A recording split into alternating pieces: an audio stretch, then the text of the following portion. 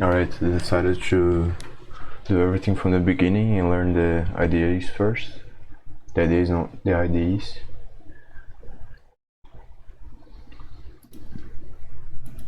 Learn how to use them. You Yeah. have successfully.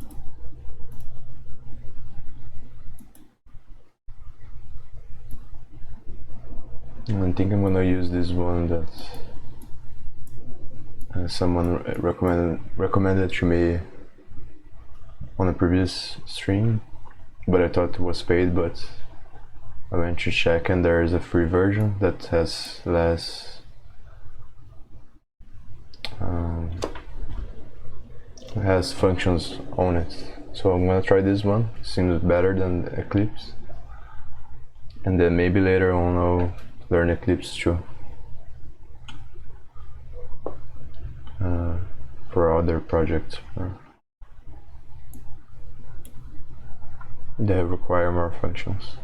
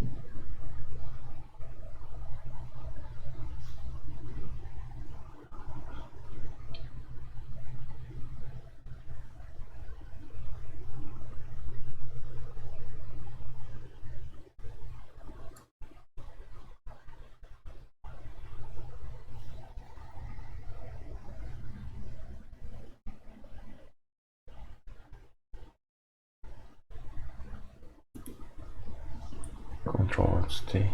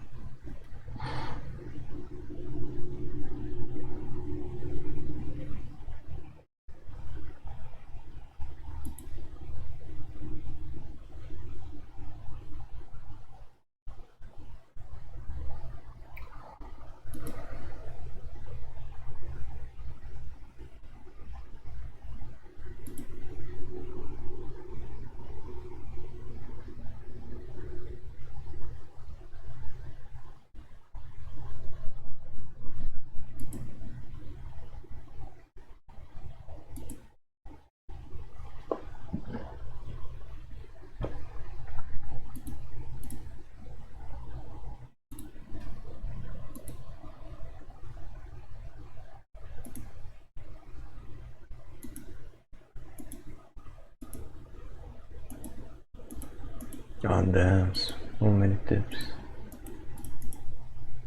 I think I'm just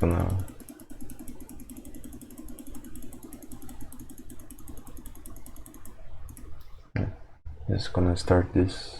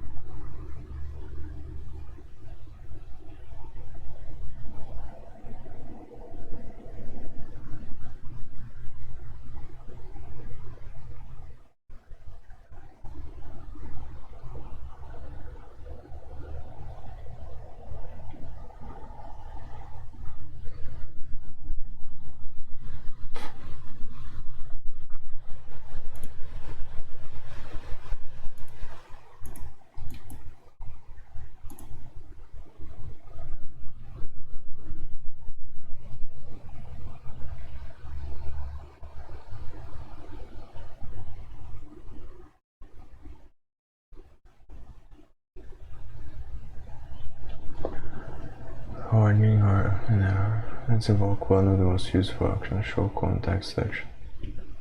Press Alt and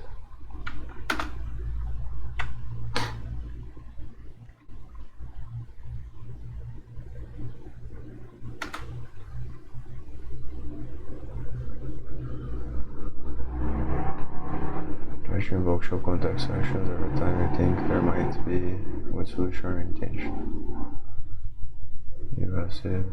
You save a lot of time and make the coding process much more fun. Now let's look as we compile to the piece of code where characters press Alt Enter again. Let's apply the negate intention.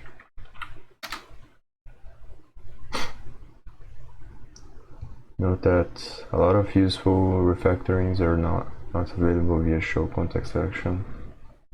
Go to the refactoring module to learn how to invoke them and use them. Just press enter or click the button below to start next line.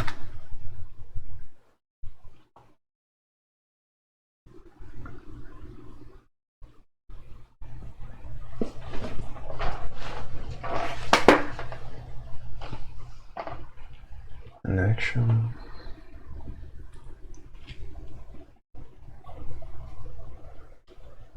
It lets you search through all available actions without the original there. Video shortcuts. Try it now with Ctrl-Shift-A.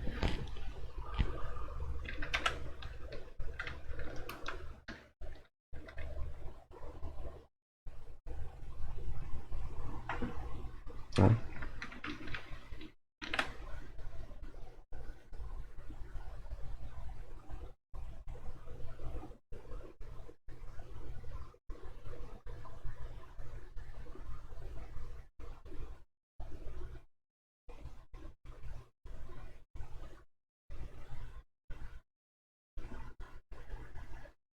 Type of box. Present.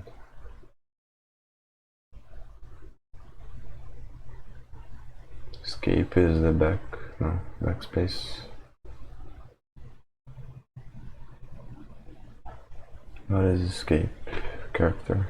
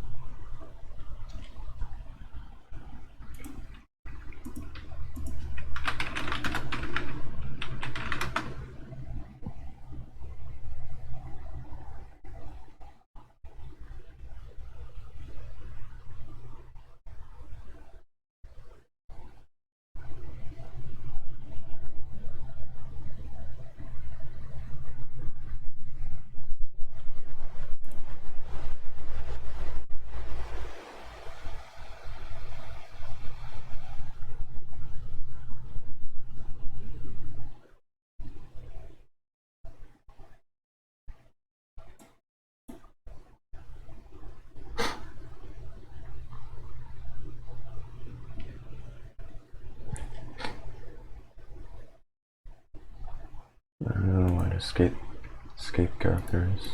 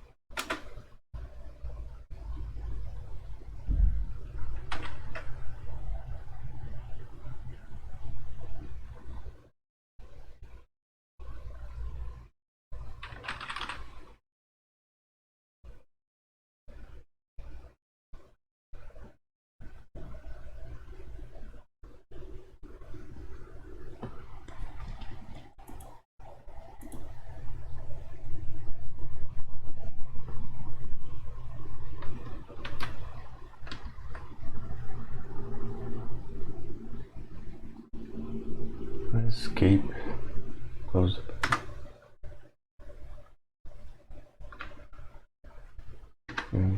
Stop.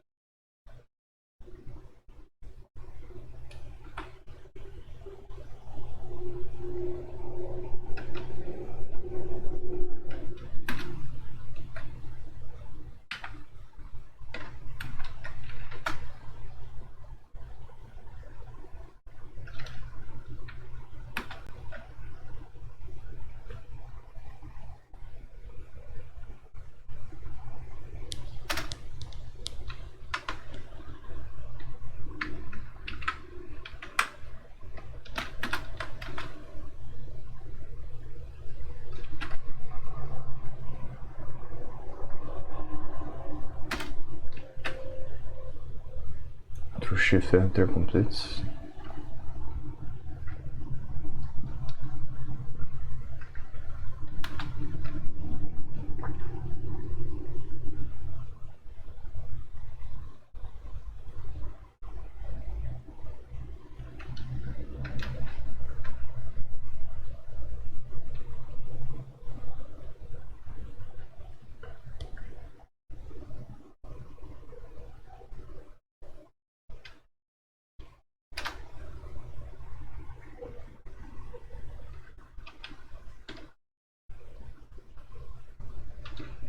No, nice.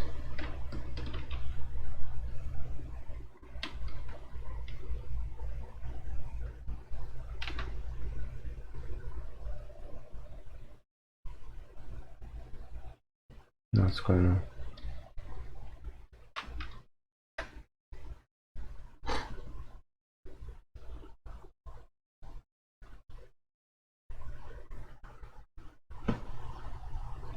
Control Shift W.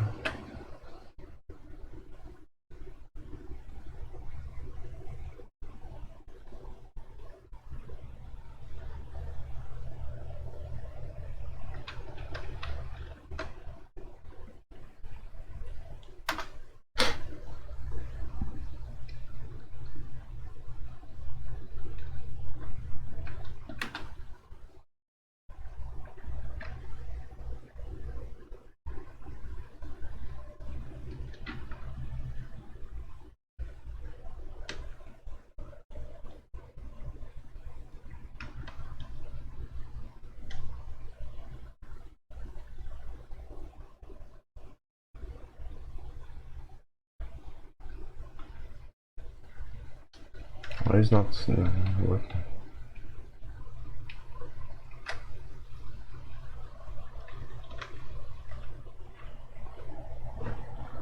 Comment the comment line, same shortcuts.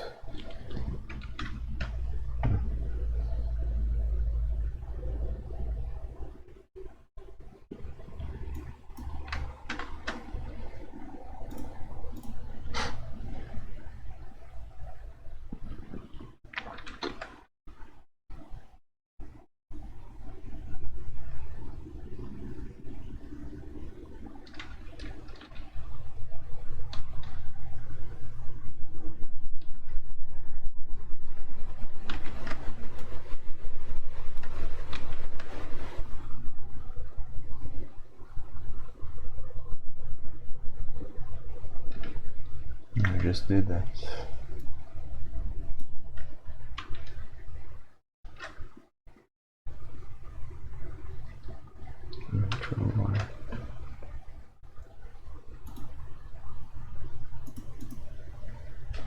I put some music on.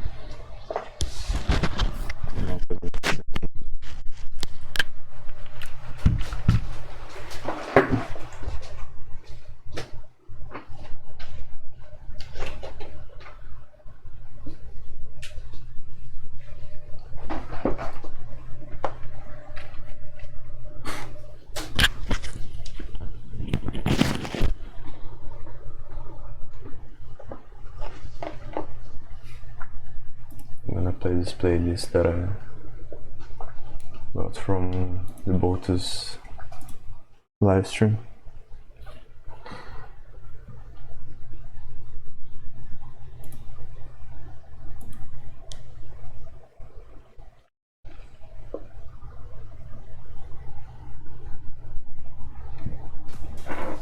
There's some music that I like here.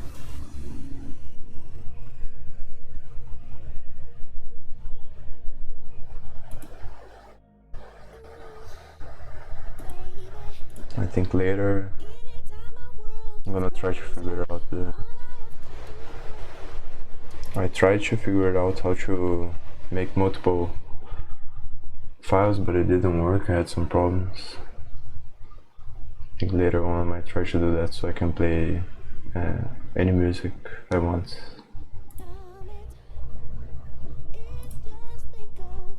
Without worrying if it's copyrighted or not.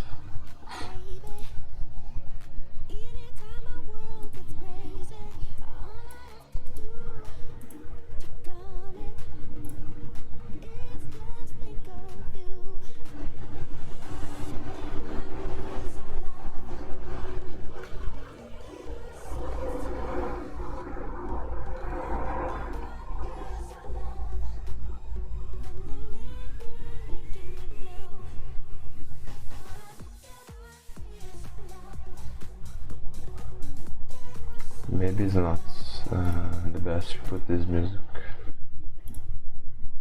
because it isn't copyrighted.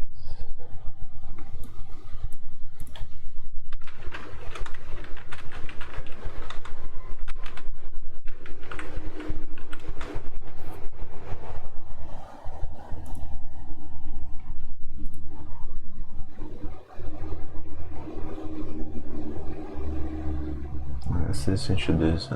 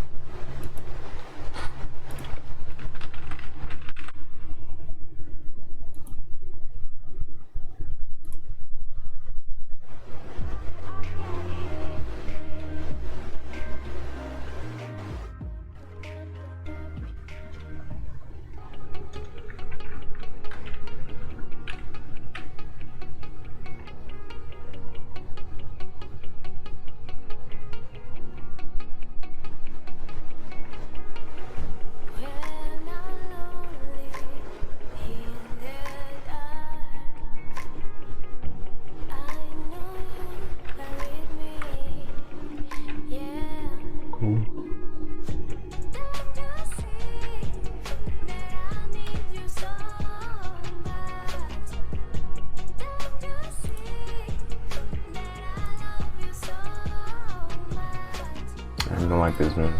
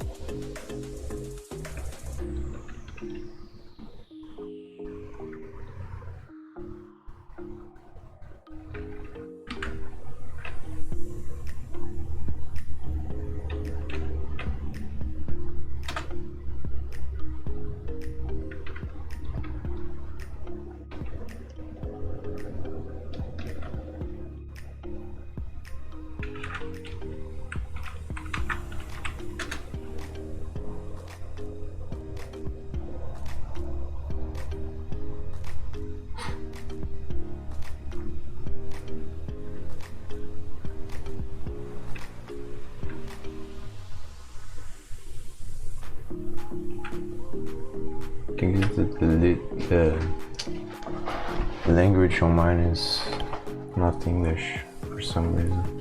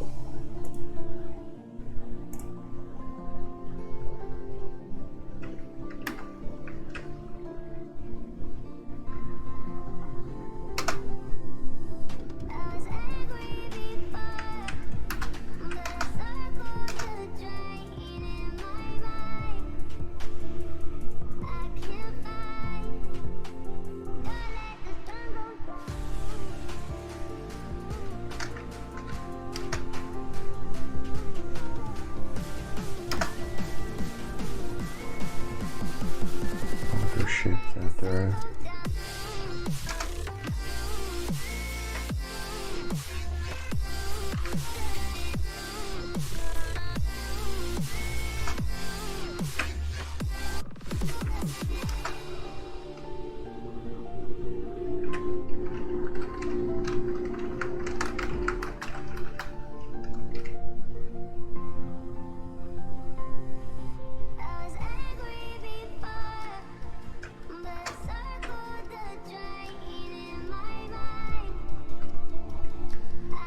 No, it doesn't check if I did it already.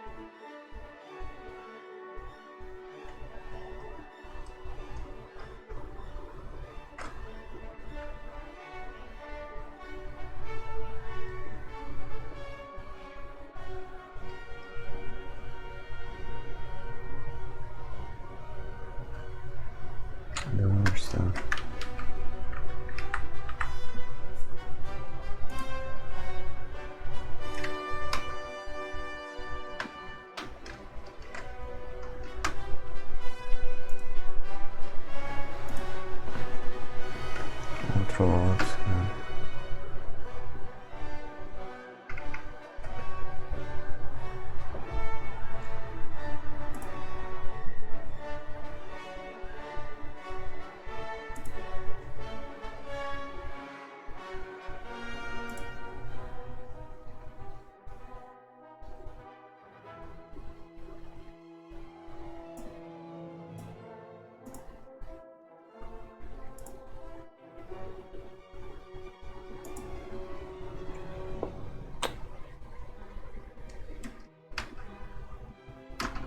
Why is not working?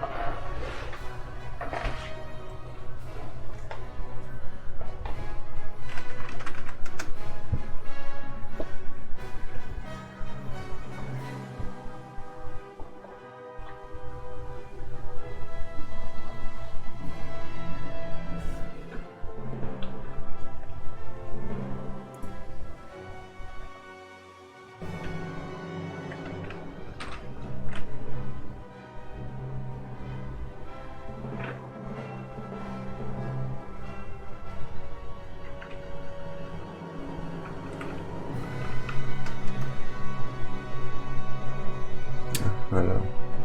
I think I'm gonna see the tutorial of the other guy.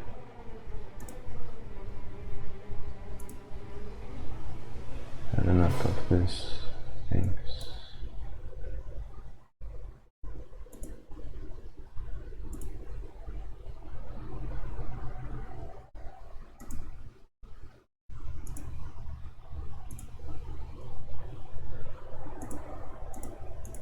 Downloaded and installed IntelliJ. If you have any questions getting this far, go ahead and drop me a message. Otherwise, let's move on. When we downloaded IntelliJ Community Edition, you can see that they say Community for JVM and Android development. So before we proceed with IntelliJ, let's go ahead and install JDK, or simply Java Development Kit. So there are two ways that you can download JDK. So one, you can simply go on Google. So let me go on Google, and then you can say JDK, and then you can see right here you can download the standard edition. I think I'm gonna redo this step also and delete mine.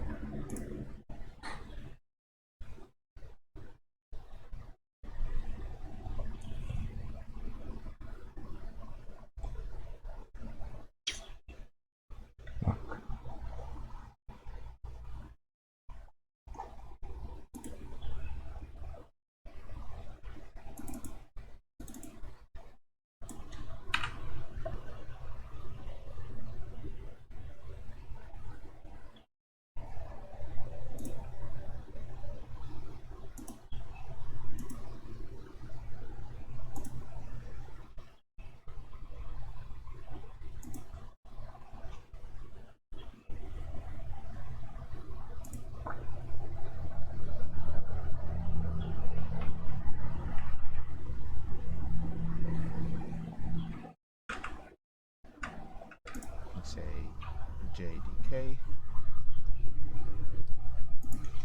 and then you can see right here you can download the standard edition. So right here, so this is from Oracle, and let me simply accept, and you can download the JDK 12, and you can see that you have different versions right here. So 11, 8, and I think you can't even download 5 because it's past, right? So you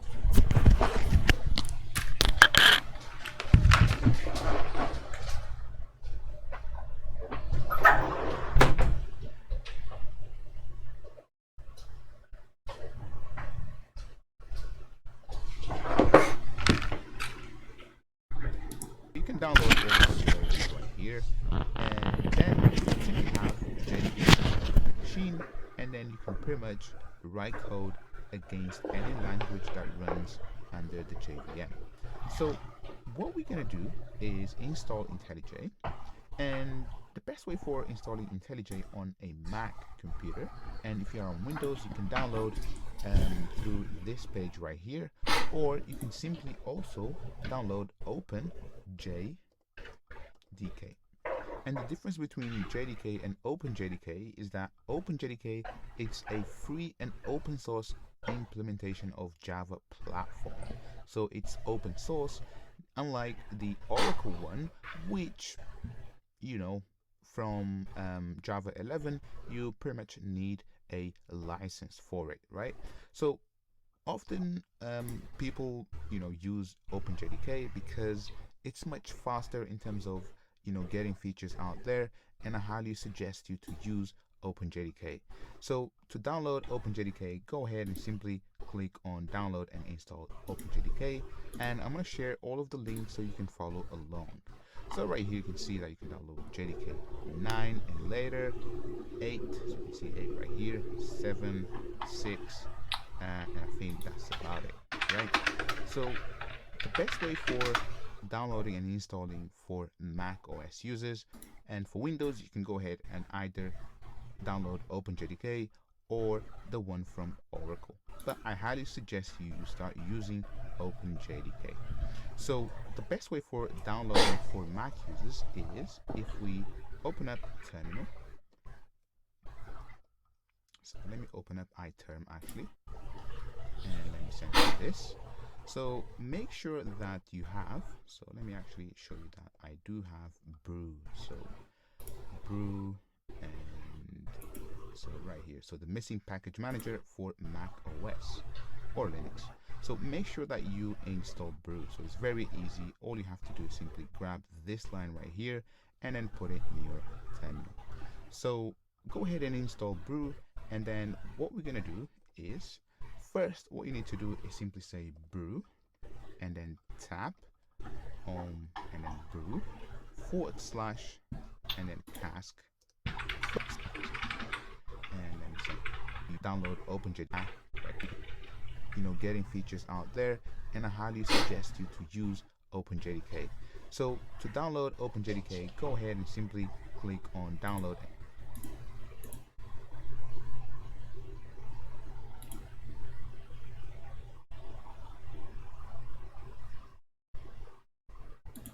and install OpenJDK, and I'm going to share all of the links so you can follow along.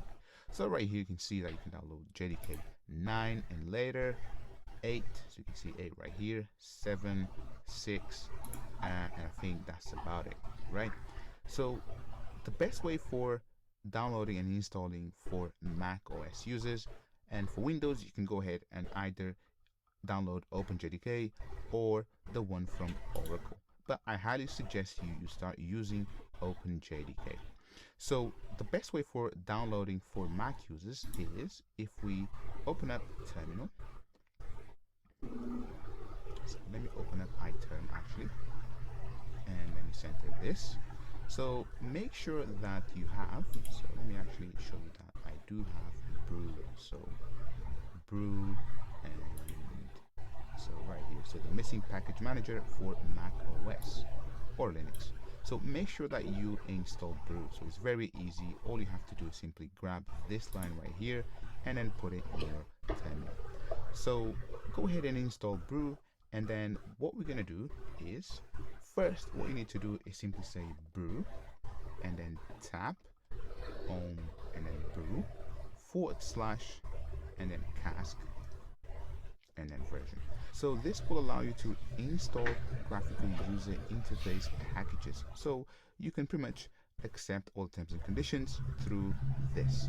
So I already ran this command, so I'm going to skip this, and then also go ahead and tap, so Brew and then tap and then adopt and then open JDK / open and then JDK. And I already have executed these two commands, and I'm not going to run them because it will take a while. So after these two commands, so what you can do is simply say Brew and then search, and then simply go ahead and say Java, and there we go. So you can see that the casks, we have Eclipse Java, Eclipse JavaScript, Java 11, Java 6, Java, so this will give you the latest version of Java, NetBeans, so on and so forth. So you can see that this is Java. But if you want the JDK, simply go ahead and say JDK. And there we go. So you can see that the casks right here are OpenJDK, and then the version 10, and then you have the runtime right here. So without JDK, you have 9, 12, you've got the version 8 as well right here, and you have Oracle JDK. So you can see that I already installed OpenJDK 11, so I do have this installed. So if you want to install OpenJDK and then any version, right, simply go ahead and, if I clear the screen, simply go ahead and say Brew and then say cask, and then first let's go ahead and simply say info and then adopt open JDK, and then the actual version that you want. So remember right here, so we had a couple of versions, so let me go ahead and simply say 11. So I want to see the information for OpenJDK 11, enter, and there we go. So you can see that this is the version, and you've got some links right here, you've got the name, and you also have the artifact.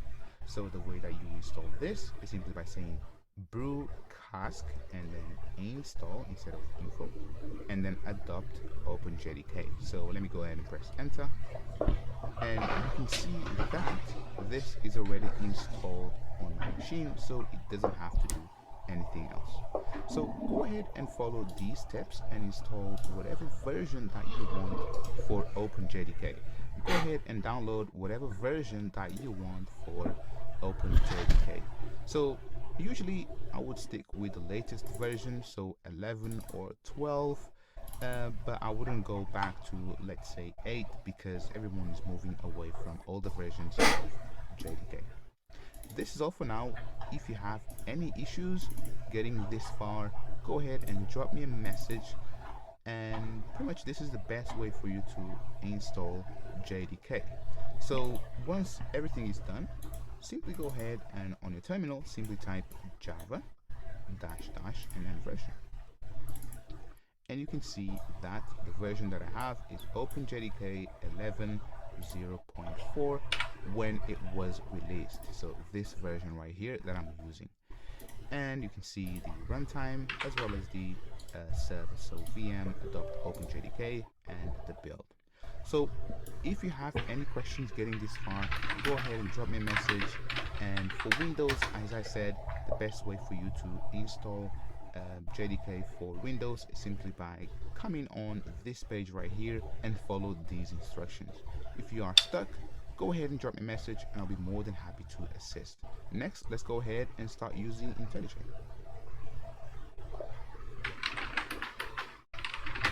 I've gone ahead and installed OpenJDK 12 on my machine right here, you can see. So what I want to really show you is how you can switch between versions with IntelliJ. So currently we had installed OpenJDK 11, but sometimes you might have to switch versions depending on the project that you are working. So go ahead and open up IntelliJ, and inside of IntelliJ, go ahead and click on this button right here on the very far top right. So right here you can see that I've got this icon. So what I'm going to do is simply click on it, and it's simply called project structure, and you can see the keyboard shortcut as well. So click on it, and now you can see right here that we have the project SDK. So this is how you can I've gone ahead and installed OpenJDK 12 on my machine right here, you can see. So what I want to really show you is how you can switch between versions with IntelliJ. So currently we had installed OpenJDK 11, but sometimes you might have to switch versions depending on the project that you are working. So go ahead and open up IntelliJ, and inside of IntelliJ, go ahead and click on this button right here on the very far top right. So right here you can see that I've got this icon. So what I'm going to do is simply click on it, and it's simply called project structure, and you can see the keyboard shortcut as well. So click on it, and now you can see right here that we have the project SDK. So this is how you configure the project SDK. So right here, go ahead and pretty much just click on this drop down, and then right here you can see that we have no SDK and Java 11. So to go ahead and select the JDK 12, go ahead and simply click on New, and then JDK, and then navigate where the JDK 11 or 12 is. So right here you can see for me is, if I go back to Java virtual machines, Java, you can see that I've got the virtual machine, and then I can select OpenJDK, contents, and then home, and then simply go ahead and select home, and you can see that you have some other folders right here, but go ahead and click open, and there we go. So now you can see that we have Java 12 right here. So go ahead and simply say apply, and also right here you can see the project language level. So right here you can see that this is set to SDK default, which has no new language features. But if I click on it, you can see that I can select these language levels. So basically with Java 12 we have this new way of creating switch statements. So you can also go ahead and select that and basically play around with the new switch statement. And also if you want to install Java 13, you can go ahead and do so. So basically this is it. So this is how you pretty much configure your project SDK and how you can switch between JDK versions. If you have any questions, go ahead and drop me a message. Otherwise, join me in the next one. See ya. Now that we have OpenJDK installed in our machine, let's go ahead and create our very first project with IntelliJ. So let me go ahead and close this terminal right here and go ahead and click on IntelliJ and you should see this screen. So right here, you can pretty much do a bunch of things. You can even configure IntelliJ, you can check out from version control, you can open existing folders, import projects, and create projects. So in terms of configuring IntelliJ, I'm going to show you exactly within IntelliJ and not from this screen right here. But for now, let's simply go ahead and create our very first project with IntelliJ. So go ahead and click on New Project. And then right here, you can see that you can create a Java project, JavaFX, Android. You can even create plugins with IntelliJ, Maven, Gradle, Groovy, Kotlin, or a simple empty project. So let's go ahead and simply create a Java project. And right here, you can see that you can select the project SDK. So remember, we installed JDK 11. So right here, it's pre-selected for us. So you can see that this is the version, Java version 11. So if you had multiple versions of Java installed, you could simply go ahead and say new, and then navigate to the correct Java version. So right here, you can see that I've got adopt OpenJDK 11, but if you had 12, you could simply select that and then specify the home folder, and then you'd have Java 12. So let me go ahead and simply cancel. And if this is not pre-populated for you, go ahead and set it according to your JDK installation path. And do not select additional libraries and frameworks. And then we can create a project from templates. Let me click on that. And this will be a Java application that includes a project not pre-populated for you. Go ahead and set it according to your JDK installation path. And do not select additional libraries and frameworks.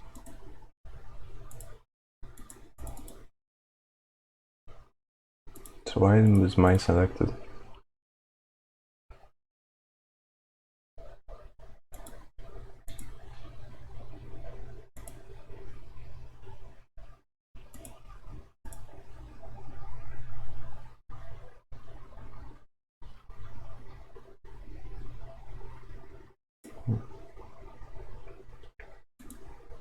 And then we can create a project from template. So let me click on that.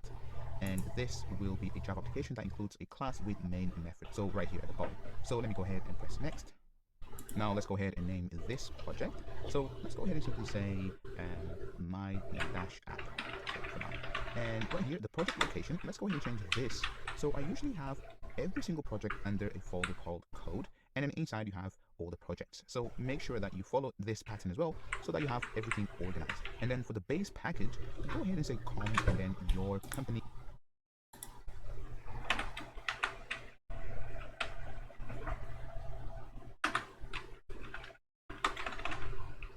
You can use dash.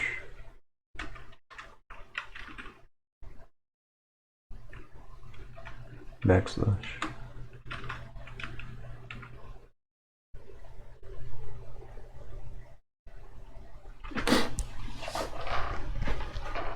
Project location, not project name.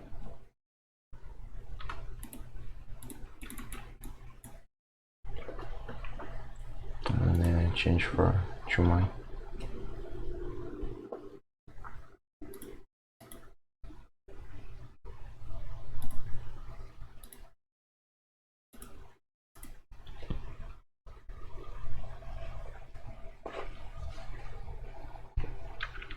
No.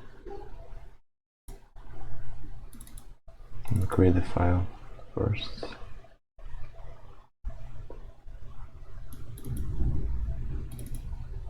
I think I'm gonna delete this.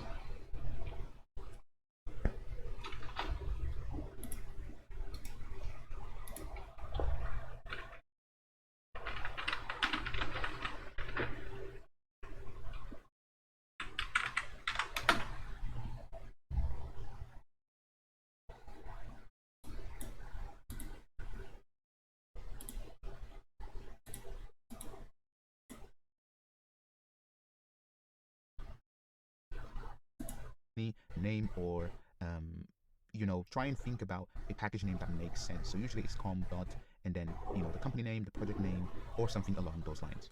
And finally, let's go ahead and press finish, and then simply say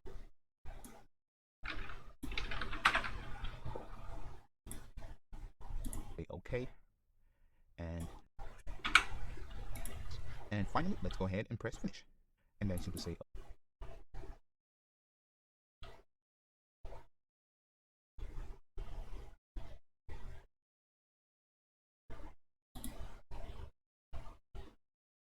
Okay. okay. And there we go.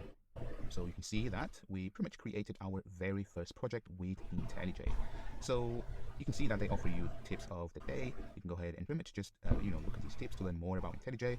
And for now, let's go ahead and pretty much just close this. And this is it. So we finally managed to create our very first project. Now, sometimes this might be closed for you, so you might see a screen like this. So all you have to do is simply click on this tab right here on the left hand side. So if I click on that, you can see that expands the folder structure. Now, let me go ahead and put this full screen. And what I'm going to do here is simply write some Java. So go ahead and simply say SOUT. And I hope you teaches the scene builder stuff. So within quotes, say hello world. Now you can see that we have this play button right here. So go ahead and simply click on the play button and then run main. And there we go. So you can see right at the bottom, hello world. So this, it's working, and you've managed to create your very first project with IntelliJ. So obviously, having a main method with hello world is nothing, but you get the idea. So this is how you create a project with IntelliJ. I'm going to teach you more about projects later on, but this is for us to get started and start exploring IntelliJ. All right, let's go ahead and explore a bit of this user interface. IntelliJ has a lot of features, a lot of great things that you can do. And in this course, you will learn exactly how to use the most important features of IntelliJ. So let me first give you a quick overview of this user interface because you can see there is a lot going on, but I want to simplify it for you. And throughout this course, we will learn exactly how to use the best features of IntelliJ. So right here in the main screen, so right here where you can see this piece of code right here. So this is where you write your code, right? So we wrote this system.out.println hello world. And then if you want to run this, simply can right click and then you can say run main. So you can run here, or you can pretty much just click on this play button and that will execute the code. So if I run this, there we go. So this is what you saw previously. Next, right here on the left hand side, this is where you create your classes, files, and everything that has to do with your code. So you can see that inside of my app, I've got this folder right here called SRC, out, and then IDE. So IDE, this is stuff specifically for IntelliJ. Here you can see like this is how IntelliJ sets the workspace, the project template, the modules, encodings, and some descriptions. So rarely you will touch on these. So whenever, for example, you change a setting within IntelliJ, that will be saved inside of one of these files right here. Then you have the out. So this depends on project, right? So if you are using Maven, you'll have a target folder, but right here we simply get the out file, and you can see that it says production. And basically, this is the compiled version of your class that you've just executed. So again, you don't have to worry about this. But what you need to care is the SRC. This is where, remember, we set the package name, so comp.amigos code here. So if I open that up, you can see that we have this class right here, which is this one that you see on the right hand side. So right here, you can create multiple classes, multiple packages, and a lot of great things I'm going to show you. So you can see, for example, you have Scratch files and consoles, and we will learn about these in a second. So let me go ahead and walk you through these many items right here, which they are really important for us as developers to maximize our productivity with IntelliJ. So the first one is this one, IntelliJ IDE. So right here, you can get access to your preferences. So this is where you configure things such as font size, plugins, live templates, a lot of other great things that I'm going to show you in a second. But then you can see right here that if you are not running the latest version of IntelliJ, you can simply check for updates, and you can pretty much just download the latest version, or you can configure automatic updates. So I already have the latest live templates, a lot of other great things that I'm going to show you in a second. But then you can see right here that if you are not running the latest version of IntelliJ, you can simply check for updates, and you can pretty much just download the latest version, or you can configure automatic updates. So I already have the latest version, and I don't have to do anything. So next, in the file menu item, right here you can see that there is a lot going on. So here is where, for example, you can open recent projects, you can open existing projects, you can export your settings, you can export a project to Eclipse, you can save all, you can add to favorites, and pretty much this is where you do most of your exporting and saving your projects. And also right here you can see that we have invalidated caches and restart. So this is when sometimes you might having some issues with IntelliJ, so this will help resolve some of those issues. Next you have edit. So in here you can see that there is a lot going on. So you have everything that helps you to edit your code. So you can see that you can cut, you can copy, you can find, you can select all, you can join lines, duplicate lines, so on and so forth. So also the cool thing here is that you can see most of these options, they do have a keyboard shortcut. So I, for example, never do something like this. So I'm going to cut this, I'm going to select that, and then go to edit, and then cut. So I will never do that. So if I press Command Z, so you can see right here, the keyboard shortcut is Command and then X. So all I do is simply Command X, and that's it. So next, let's go ahead and look at view. So here you can see that you can view your two windows, your appearance. So for example, if you want to enter presentation mode, so this is where, for example, you might want to present some of your code, or you are doing a live demo. So there is a lot of things that we're going to cover in this course, but just bear in mind that you can, present code as well. So let me.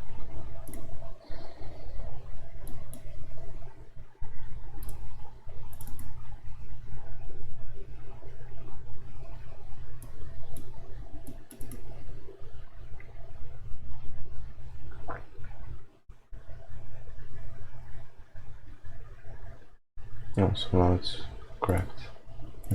Exit out of that, and let me go back to view. Right here you can see that you can view recent files, you can view parameter info, you can compare with. So this is more for Git, but I'm going to show you exactly when we cover the Git section. And right here you can see that you can switch themes. So if you want, for example, a dark theme with IntelliJ, this is where you do it. But I'm going to show you again how to configure IntelliJ properly. Next you have navigate. So this is where you can navigate around your code.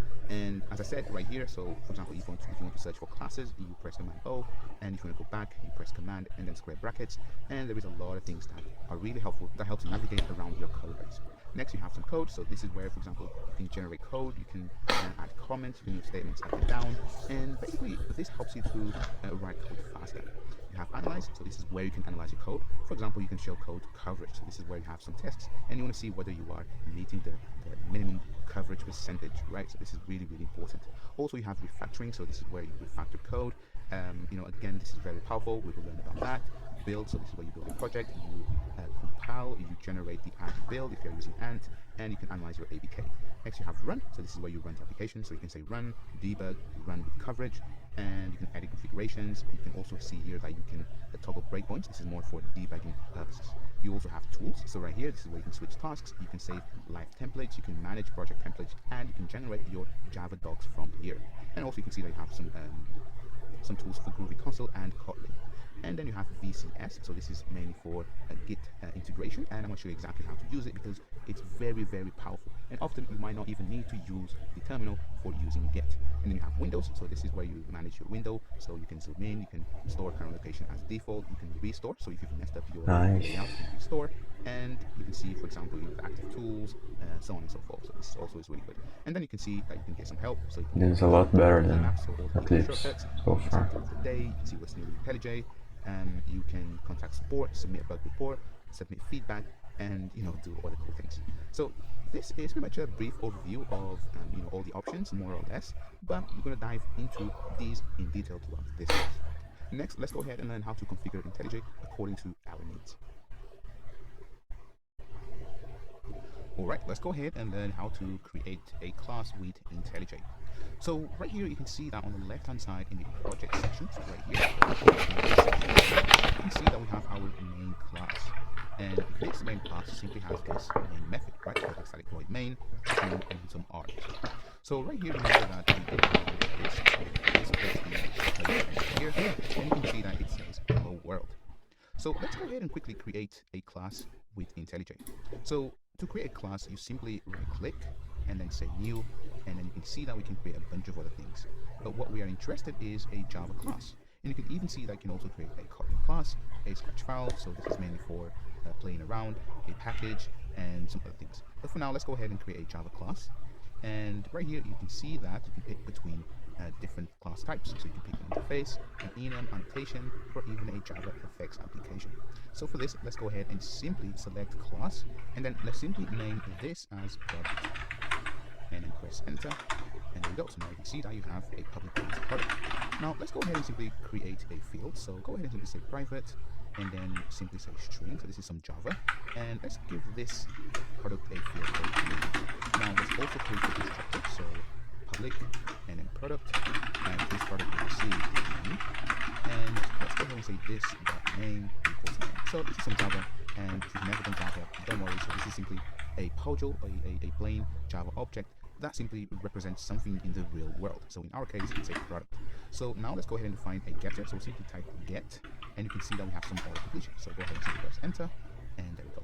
Now the way that we use this class is simply by going to our main class, and then right here, Much better. after the hello world, let's go ahead and simply say product, and then simply call it product equals to new and then product. So here we are creating an instance of this class called product, and then for the name, let's simply say keyboard, and then end that semicolon. Now if you want to get the name of this product, remember we have this method right here. So get name. Let's go back and simply say system dot and go out back here. dot put. Now if you want to get the name of the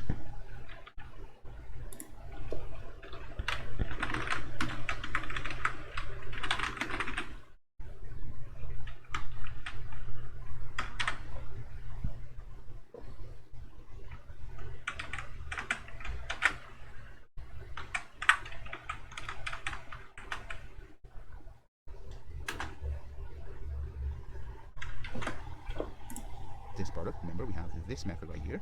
So get name. Let's go back.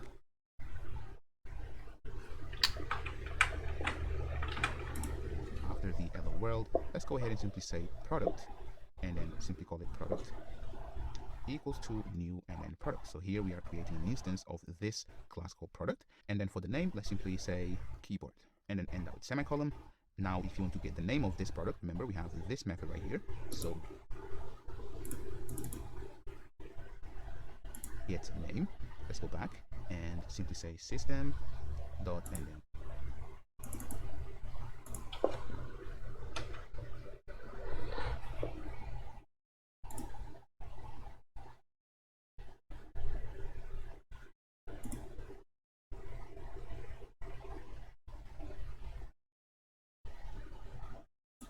Why is this wrong?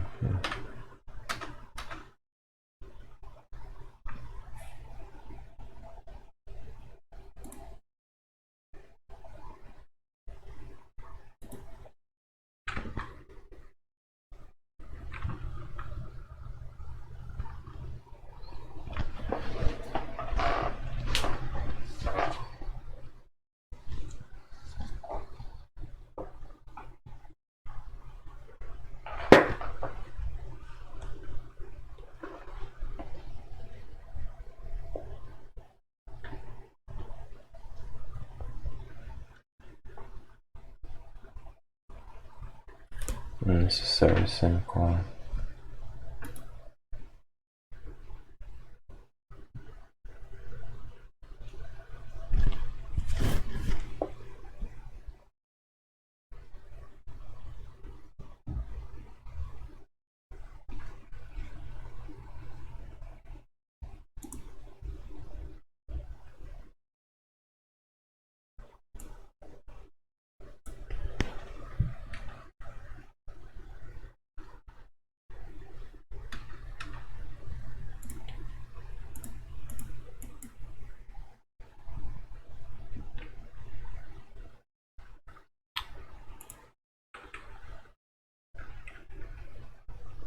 also create a constructor. So public and then product, and this product will receive the name. And let's go ahead and say this dot name equals name. So this is some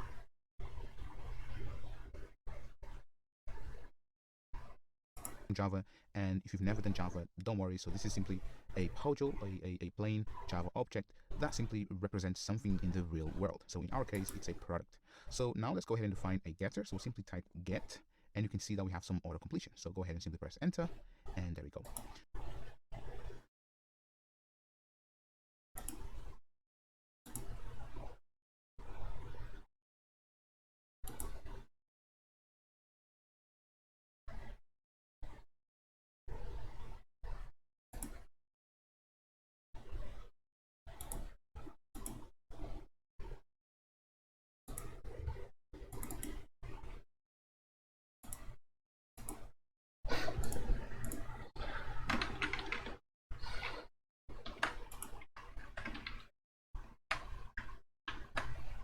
Why is this wrong? Maybe it's because I didn't save.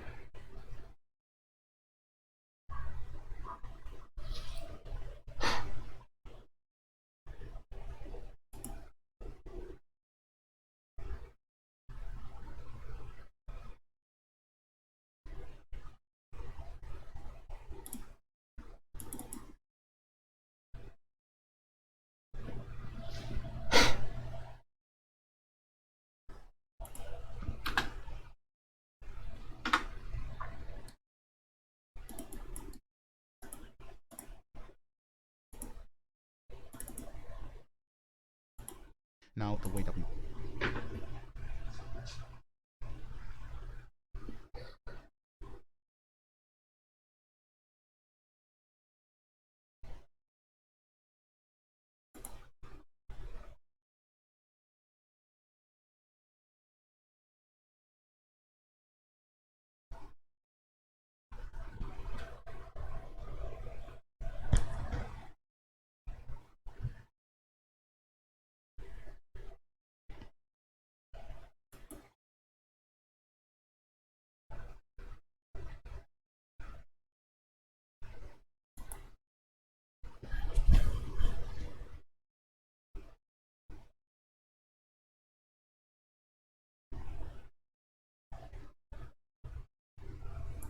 use this class is simply by going to our main class, and then right here, so after the hello world, let's go ahead and simply say product, and then simply call it product equals to new and then product. So here we are creating an instance of this class called product, and then for the name, let's simply say keyboard, and then end that with semicolon.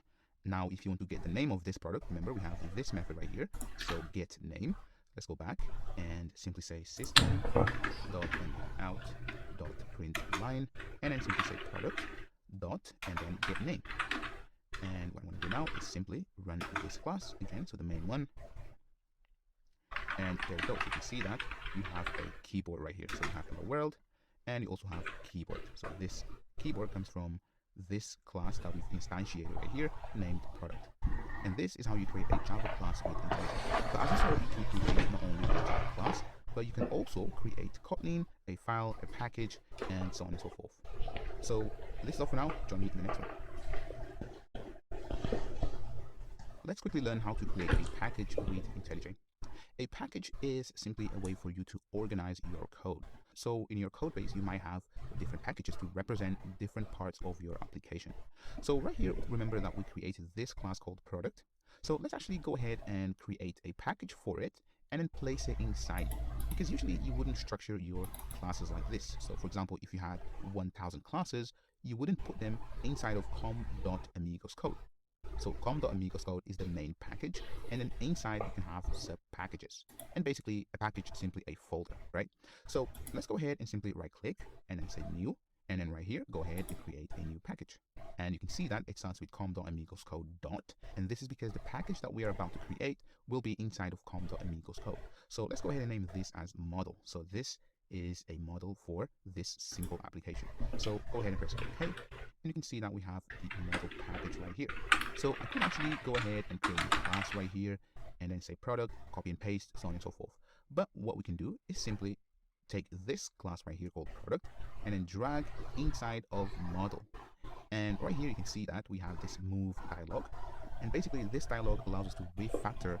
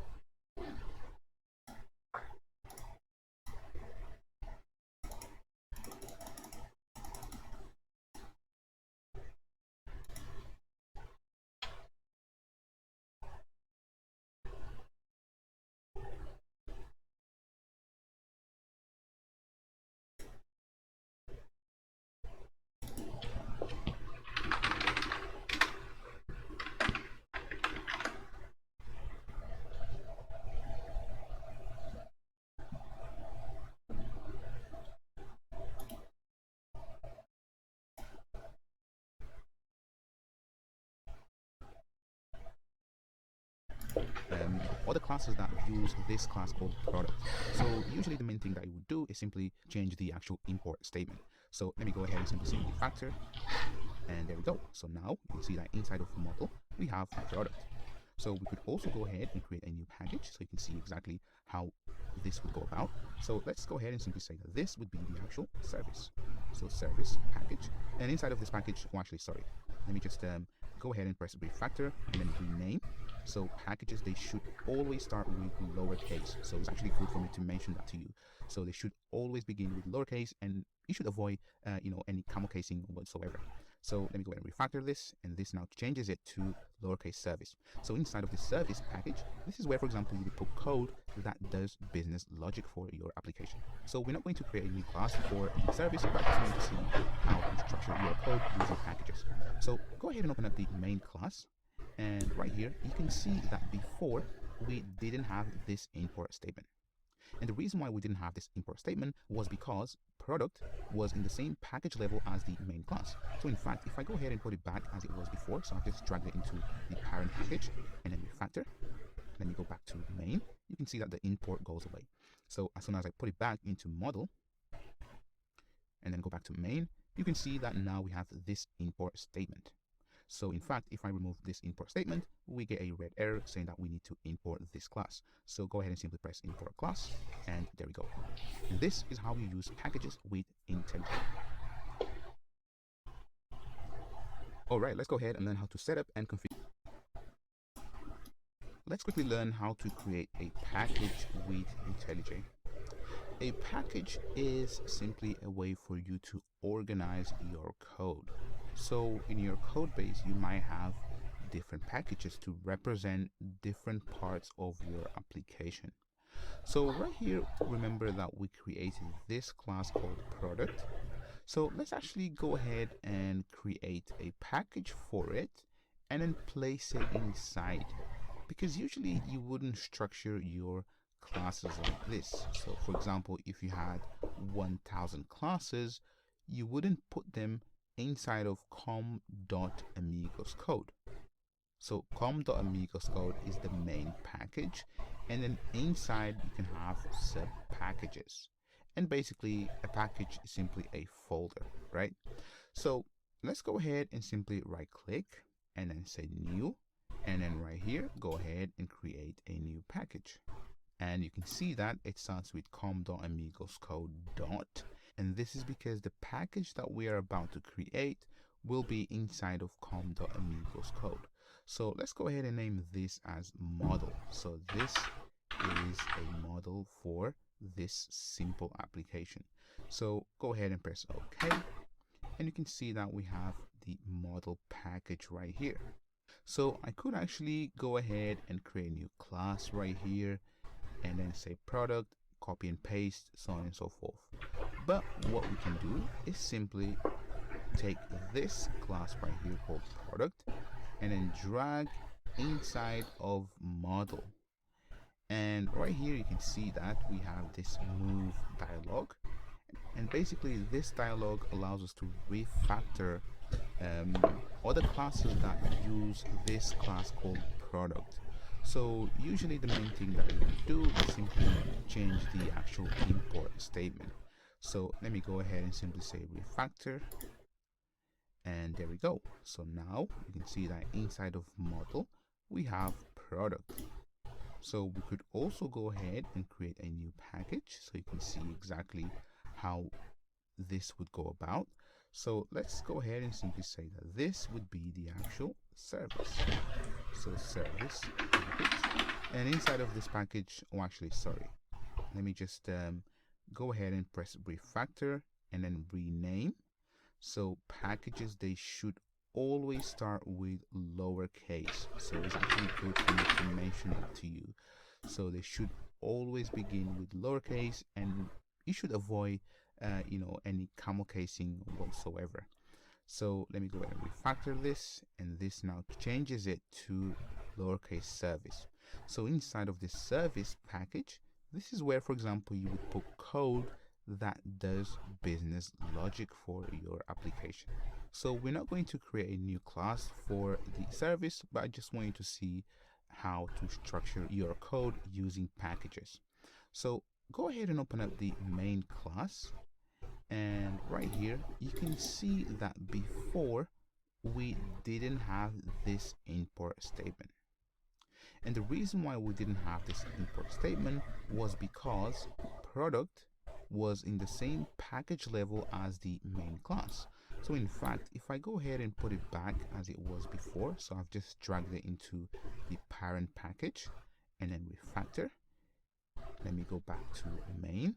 You can see that the import goes away. So as soon as I put it back into model and then go back to main, you can see that now we have this import statement. So in fact, if I remove this import statement, we get a red error saying that we need to import this class. So go ahead and simply press import class.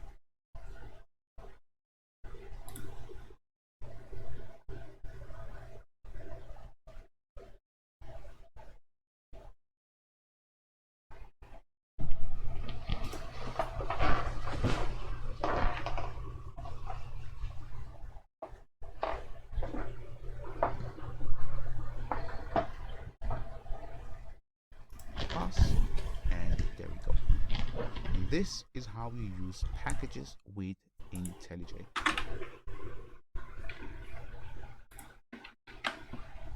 Alright, let's go ahead and learn how to set up and configure IntelliJ in this section. First, let's go ahead and learn how to increase the font size. So go ahead and pretty much click on IntelliJ.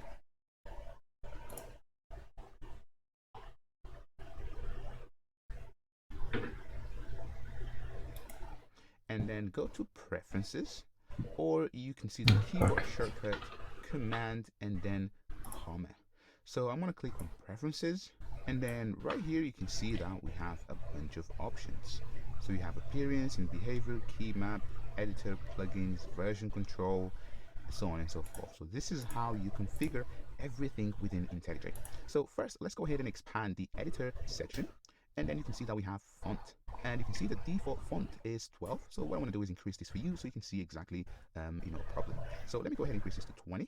And you can also change the font type, right? So you can go to monocle, monospace, so on and so forth. But I'm going to keep that one as the default. Next, let me go ahead and simply say apply. And you can see that now you can see this is much bigger, right? So in fact, let me go ahead a step further and simply say 24. And then apply. There you go. And if I click OK, you can see that this now is much visible and clear to you. If I now go ahead and run this main method, so if I press the play button and then run, you can see that we have Hello World, but this also is a bit small. So let's go ahead and pretty much just increase the font size for our console. Again, go ahead to Preferences, and then what we're going to do is within the Editor section, so within Editor section, expand the color scheme, and then right here you can see Console Font. So also for that one, let me go ahead and make it slightly bigger. So I'm going to make 18 and then apply, and you can see that it has increased. Actually, let me make it the same, so 24, and then apply. There we go.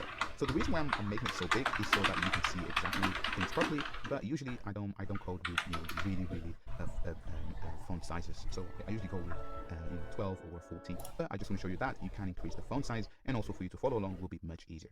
Now if I press OK, and there we go. So this is how you increase the font size with IntelliJ. Alright, let's go ahead and learn how to configure the key maps for IntelliJ. So if you have come from all the versions of IntelliJ and you've been using IntelliJ for a very long time, there are different key maps that you can pick from. And also if you are an Eclipse user, you can pretty much stick with your Eclipse keyboard and use it within IntelliJ. So the way that you configure keyboard key mappings is again in Settings, and then Preferences, and then go to Key Map. And then right here you can see that the selected key map is default for Mac OS. So I usually don't like this one right here, and I'm not sure exactly the one that I use, but for now you can see that you can pick different ones. So you can pick Xwin, Eclipse, Mac OS, Mac OS, Emacs, IntelliJ IDEA Classic. So this is the one I prefer. And then you can see NetBeans, Sublime, and Visual Studio. So if you come from all of these different IDEs, you can use your keyboard shortcuts, which means that if you know a lot of keyboard shortcuts, you can stick to them and start using them right away. But the one that I use for IntelliJ is the classic one. So before I actually select that one, so just let me show you something. So if I close out of that, now go ahead and press Command and then O. So Command O gives us the ability to search between files, classes, symbols, and actions. But I don't like Command O for searching for classes, files, symbols, and actions. The one I prefer is Command N. So what I'm going to do is escape out of this, go to Preferences. So again, Preferences, or you can use Command and then comma. So let me actually use Command and then comma, Command, comma. And then within key maps, let me switch that to IntelliJ IDEA Classic, and then apply. Okay.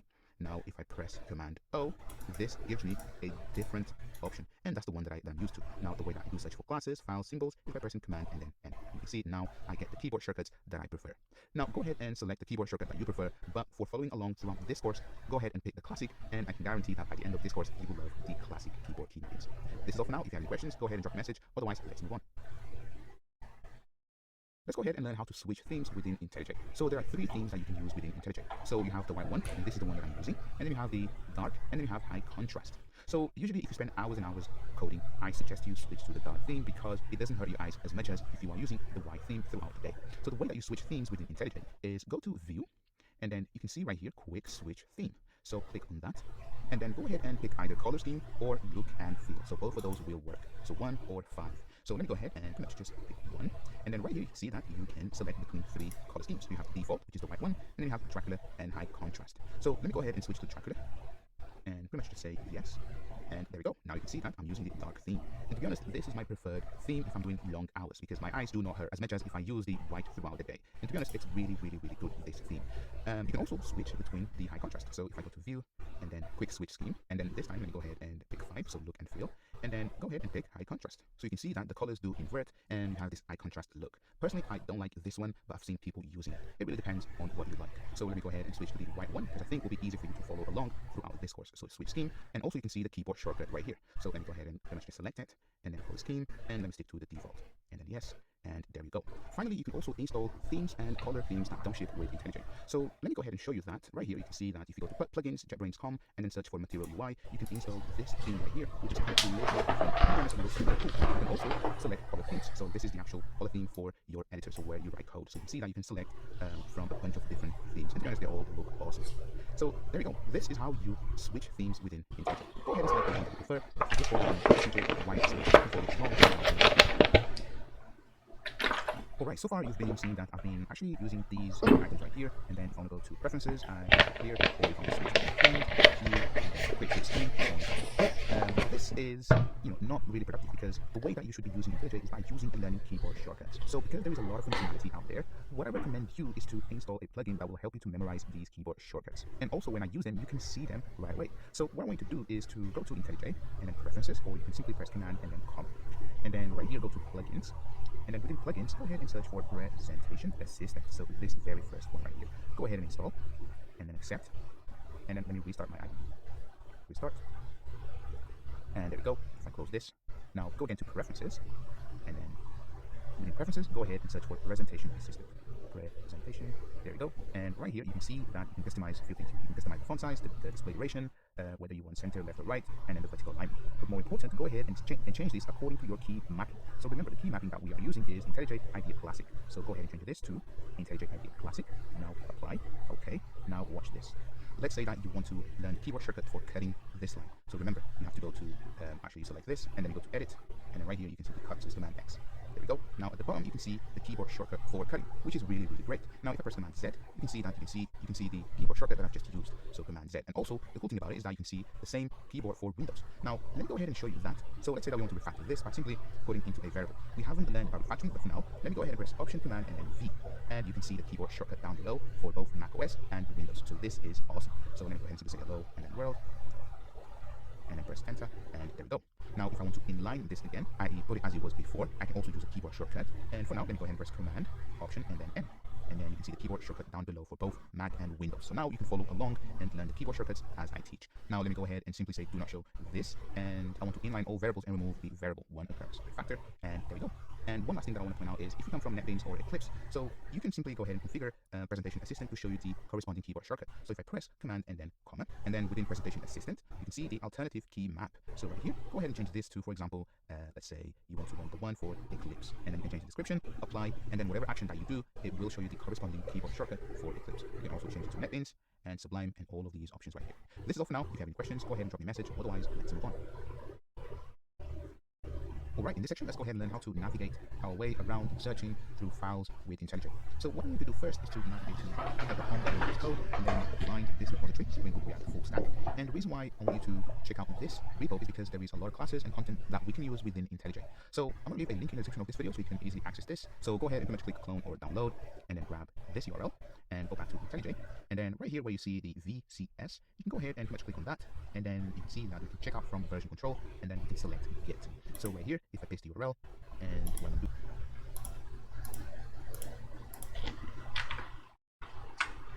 React Full Stack.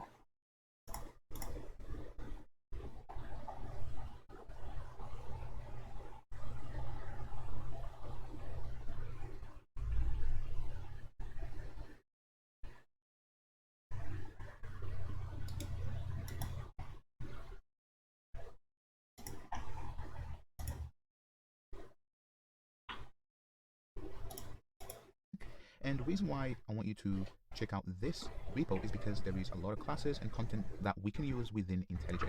So I'm going to leave a link in the description of this video so you can easily access this. So go ahead and pretty much click clone or download, and then grab this URL and go back to IntelliJ.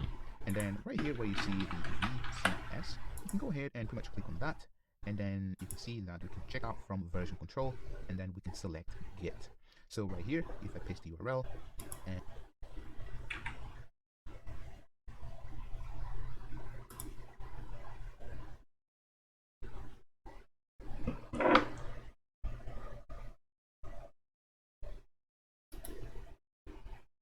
version control, and then we can select Git. So right here, if I paste the URL, and what I'm going to do first is test the connection, and you can see that the connection was successful. Another way that you could clone is from the main screen. So if I close this, and right here you can see that you can click on checkout from version control, select Git, and this is the exact same screen. So you can see that that will be inside of code and then Spring Boot React full stack. If I test, you can see that works, and then clone. We're going to learn more about Git and VCS later on in this course, but for now, this is so that we can start using a lot of these classes and files so that we can use it for learning purposes with IntelliJ. So let me go ahead and simply say yes, and there we go. So now this will resolve the dependencies for this project, and you can see that it's downloading a few things, but after this is done, we're going to carry on. Alright, this is now completed, and we have successfully checked out the project from GitHub. So now let me go ahead and collapse this. I'm going to collapse this, and let me go ahead and expand project. So within project, you can see that we have Spring Boot React full stack. I'm going to open that up, and then you can see that we have course files, we have source, JS, main, Java, and then right here we have a couple of classes. So right here, if I, for example, show you this class, you can see that this is some code that interacts with a database. So this is some SQL, and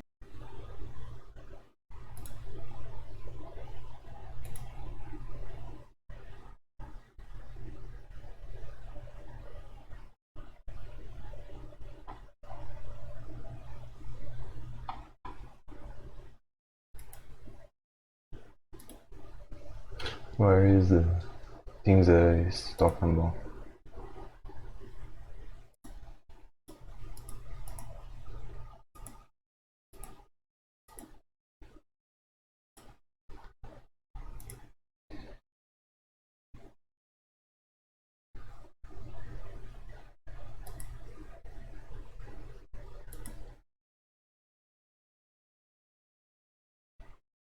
I'm not sure if I can show that.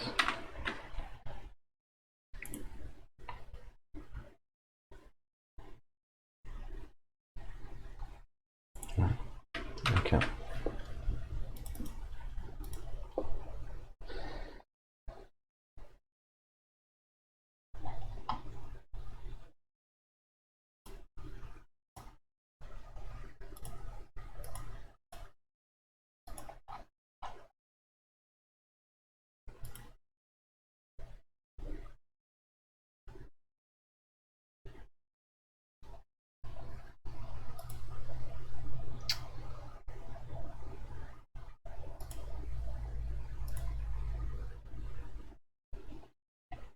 Oh, here it is.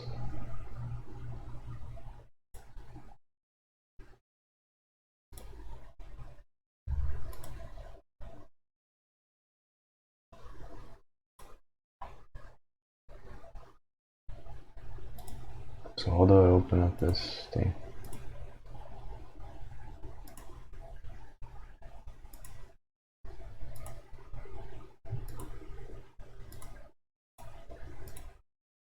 Oh, there we go.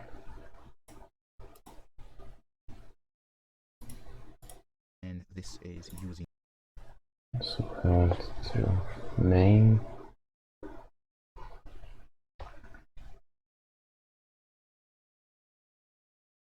Source, main, Java, student.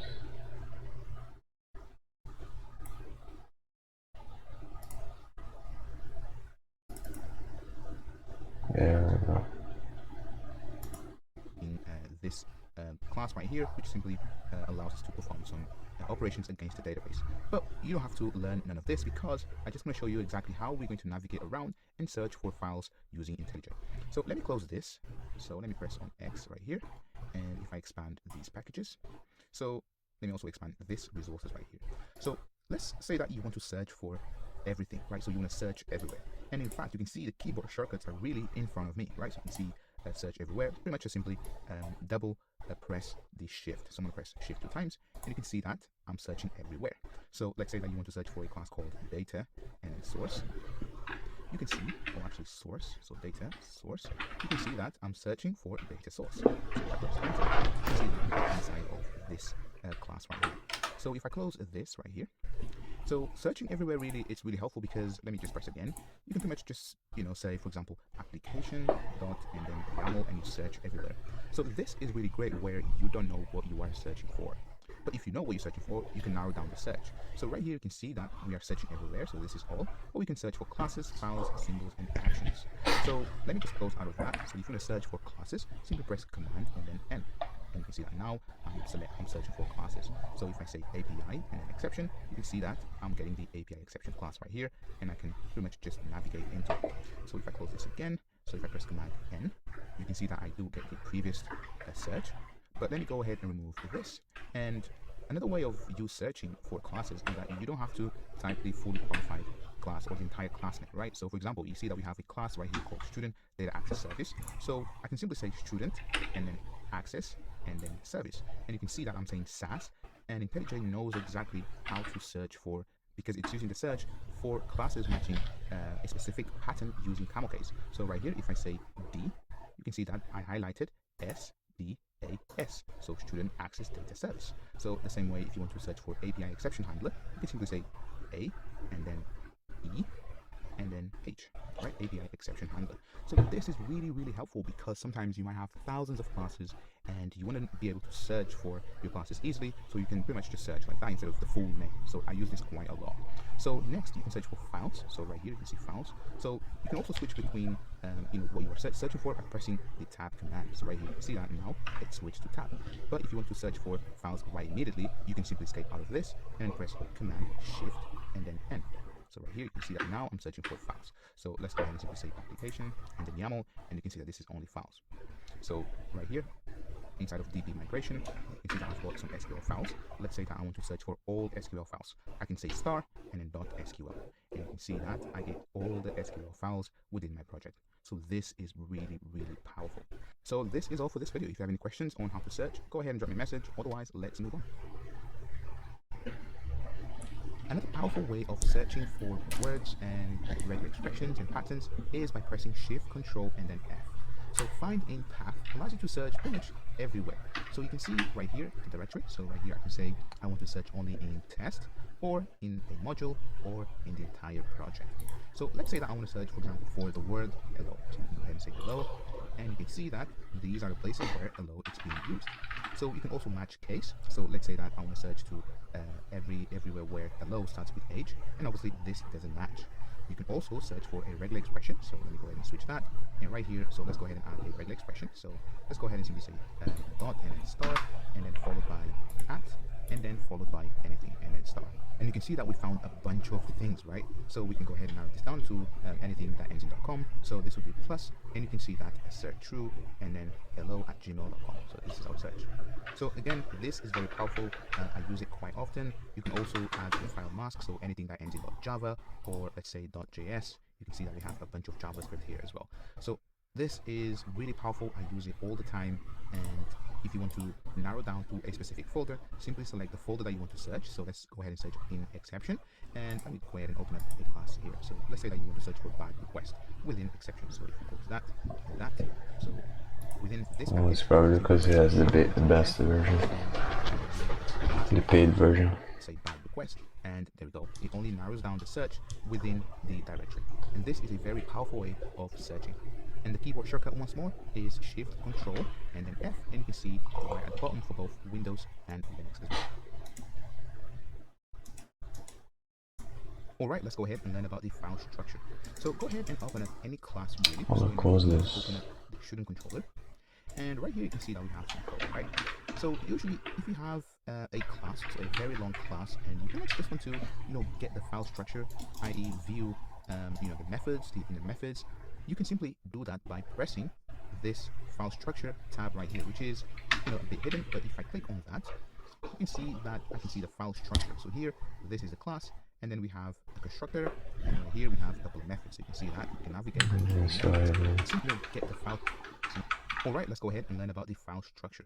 So go ahead and open up any class.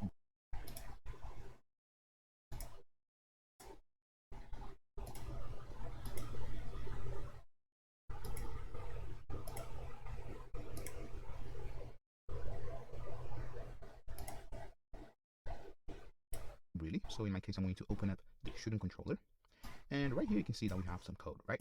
So usually, if you have a class, so a very long class, and you pretty much just want to, get the file structure, i.e., view, the methods, the inner methods, you can simply do that by pressing this file structure tab right here, which is, a bit hidden. But if I click on that, you can see that I can see the file structure. So here, this is a class, and then we have a constructor, and right here we have a couple of methods. So you can see that you can navigate between methods just like that, right? So this is nice, but you can see that it's a bit hidden, and there is a better way to view the file structure. So if I collapse this, so instead of doing that, I can simply go to navigate, and then within navigate, you can see that right here I've got file structure. So simply command and then F12. So if I press that, I get the same thing, but in a much nicer way. So again, I can navigate between methods, constructors. So let me actually go ahead and press Command Shift 12, and you can see that I can go ahead and say, you know what, I want to, for example, navigate to update student, and if I press enter, there we go. I'm right inside of the update student method. So this is one that I use a lot, and I think I should be using it as well. So if I open up student access service, so right here you can see that this class is, quite big, right? So it's quite big. So what I can do is simply use again the file structure. So Shift and then F12, and I can see everything within this class structure. So Shift and then F12, and I can see file structure. So Shift and then F12, and I can see everything within this class, and even anonymous classes, inherited members, you can select those, and lambdas, which is amazing. So you can see that when I select this, I can see that there is a lambda right here, and this is the lambda is note taken, right? So if I select on that, and that navigates to this lambda. So it's one that I use a lot and very, very useful. Let's say that you want to find out where this method right here, so select all students within student data access class. So where this method, it's being called throughout the entire project. Yes, right? control So shift. I simply see a method called select all students, but I don't know what is actually calling this method. So this is one that I also use all the time, and it's really, really great. So go ahead and pretty much select this method, and then if you go to navigate, and then you can see the call hierarchy, right? So if I select that, I can see that I get the call hierarchy for this method. And one thing that I'm going to change here is the scope. So right here, I simply want production. So production means that you don't care about tests, and you just want to see where this. You can see objects in this class. Command and then F12. So if I press that, you can see that right here I've got file structure. So simply command and then F12. So if I press that, I get the same thing, but in a much nicer way. So again, I can navigate between methods, constructors. So let me actually go ahead and press Shift 12, and you can see that I can go ahead and say, do you know what? I want to, for example, navigate to update student, and if I press enter, there we go. I'm right inside of the update student method.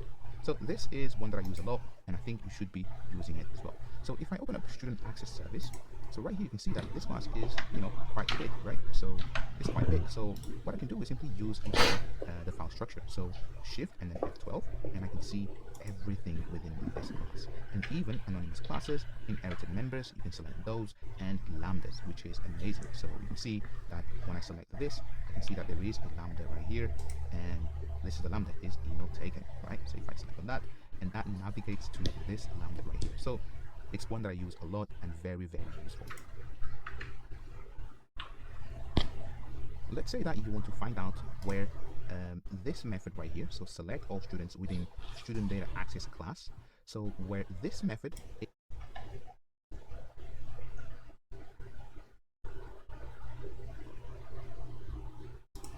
it's being called throughout the entire project, right? So right here, I simply see a method called select all students, but I don't know what is actually calling this method. So this is one that I also use all the time, and it's really, really great.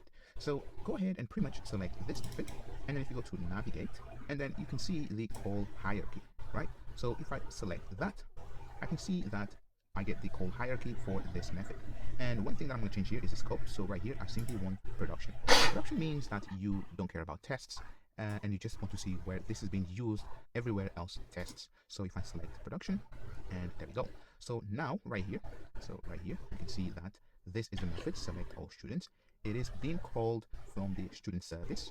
So if I click on that, you can see that this takes me to student service class, right?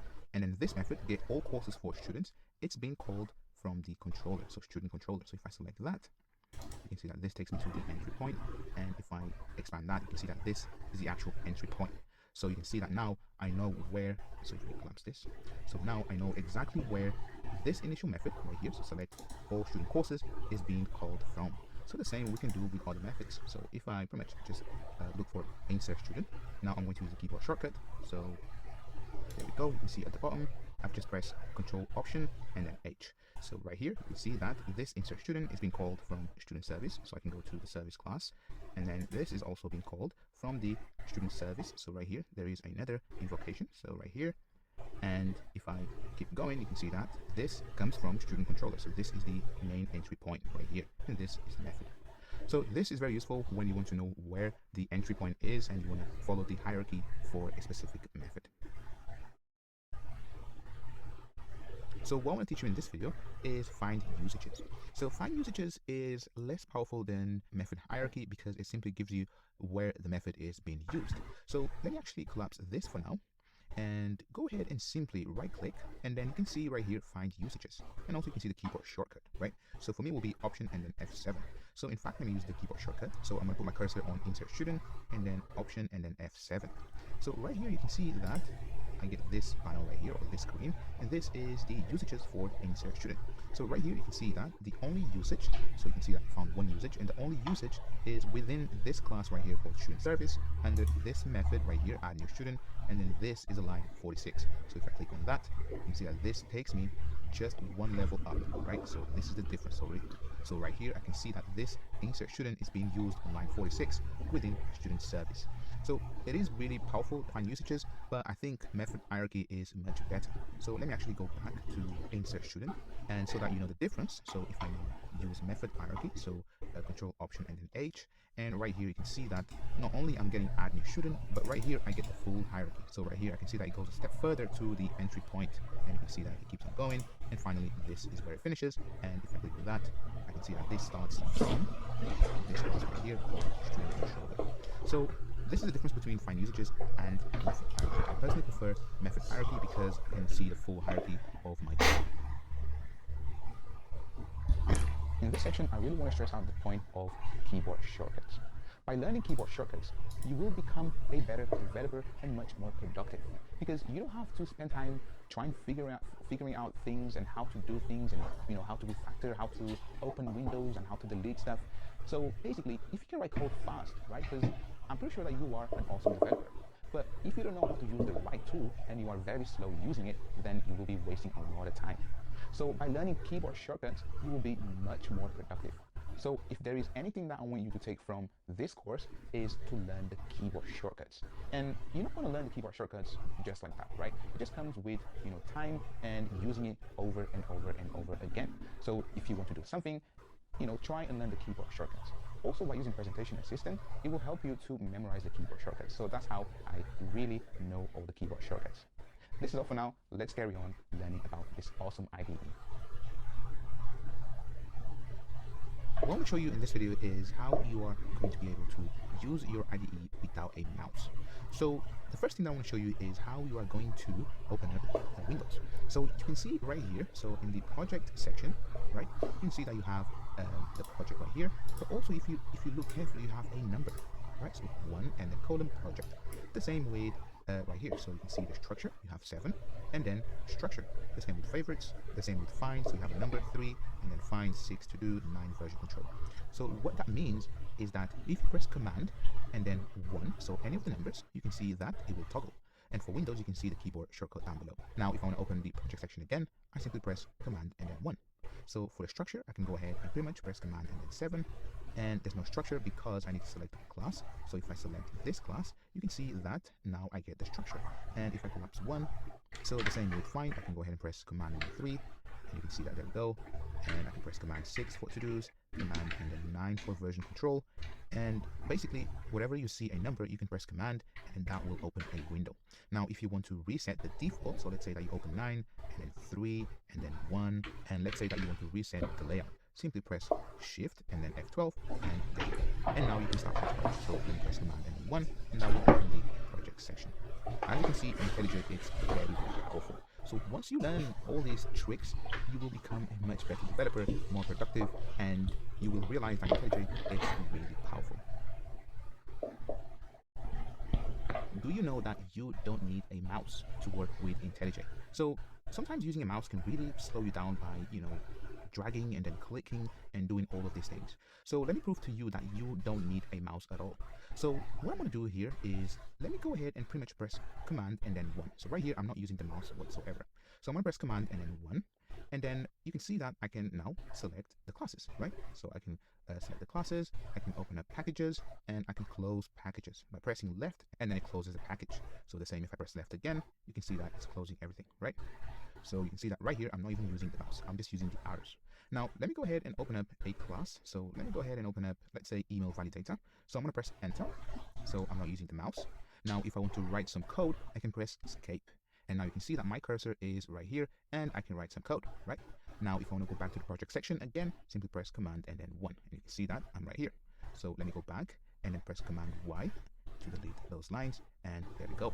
So hopefully you start to see the power of IntelliJ, and pretty much once you learn how to use your keyboard and shortcuts, you will be flying writing code. So let me go ahead and show you a very nice plugin that will help you to navigate within your text editor by simply jumping to certain sections of your code. So let me go ahead and press Command and then comma. So you see I'm not using the mouse, and then go ahead and search for plugins. So let's go ahead and open plugins, and I'm simply using the arrows. So now I'm going to use the mouse. I'm going to cheat here, but go ahead and search for Ace and then jump. And the reason why it's not finding is because I need to go to Marketplace, and there we go. So you can see that you have Ace Jump right here. So go ahead and install Ace Jump and restart the IDE. Restart. And there we go. So I'm going to untick this and then close. And now the way Ace Jump works is if you press Control and then semicolon, you can see that I do get this blue selection right here. And what this means now is if I press up, you can see that I can navigate to specific sections by simply pressing the corresponding letter. So let's say I want to jump to the end of this class, simply press T, and there we go. Let me go ahead and press Control and then semicolon to activate Ace Jump. And now if I press right, you can see that now I can go to the end of certain sections. If I press left, you can see that it's just the beginning, and up, it simply moves one indentation to the right. So it's really cool. Now, if I press escape, if I go ahead and activate Ace Jump again, so Control and then semicolon. Now, if I want to jump where the equal sign is, right here, I can simply press equal, and you can see that I can now press the letter which is corresponding next to my selection. If I press F, there we go, you can see that I'm right here and I can start writing code. So by installing Ace Jump plugin, it gives you even more powers. If you have any questions, go ahead and drop me a message. Otherwise, let's move on. In this section, let's go ahead and focus on developer productivity. So what we're taking in this section is really how you can write code faster, and basically how you're going to be able to boost productivity when writing code. So in this video, let's go ahead and open up the React full stack repo that we've cloned previously. So in this video, let me go ahead and show you how you're going to be able to generate code when writing your own POJOs, i.e. your models. So let's go ahead and create a new package under the main package, so com.amigos code and then demo. So I'm going to press Control and then enter, and you can see the keyboard shortcut down below. Now let me go ahead and simply say package, and right here simply go ahead and say notification. So we're going to mimic some things, but for now go ahead and simply create a new package, and inside of that package, let me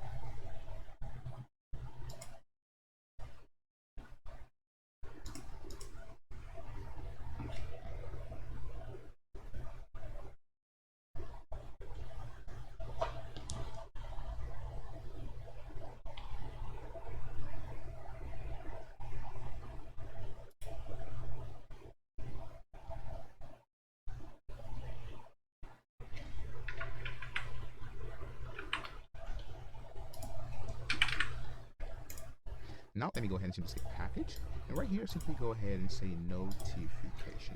It's your you can write code faster, and basically how you're going to be able to, boost productivity when writing code. So in this video, let's go ahead and open up the React full stack repo that we've cloned previously. So in this video, let me go ahead and show you how you're going to be able to generate code when writing your own pods, i.e. your models. So let's go ahead and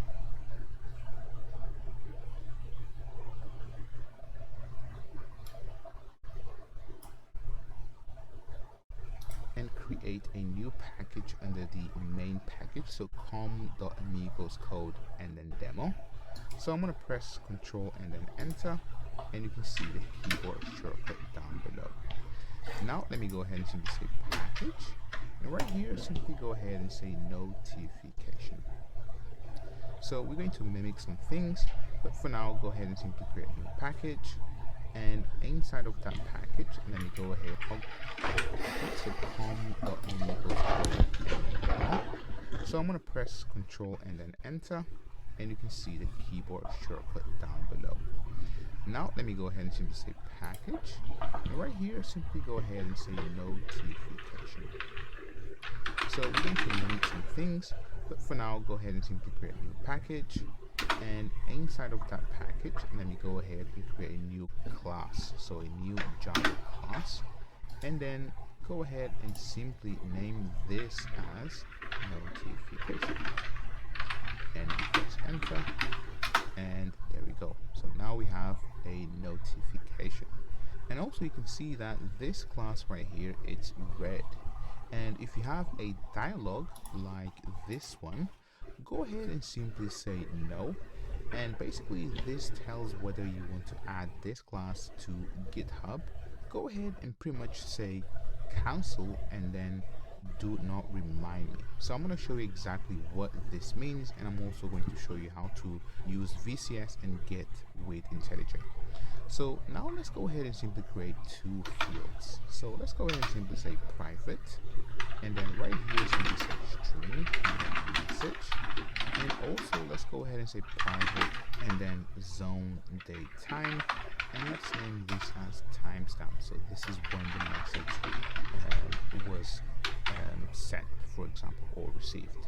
So now let's go ahead and pretty much generate some code. So usually if you wanted to generate constructor, you would simply do that manually. The same with getters, toString, and equals, and a hash code, and basically all of that is boilerplate code that IntelliJ can help us with. So to add the fields to a constructor, simply go ahead and press Control and then enter, and you can see that we have a couple of options.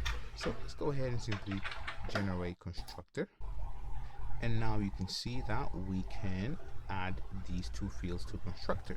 So what I'm going to do is simply select all of them,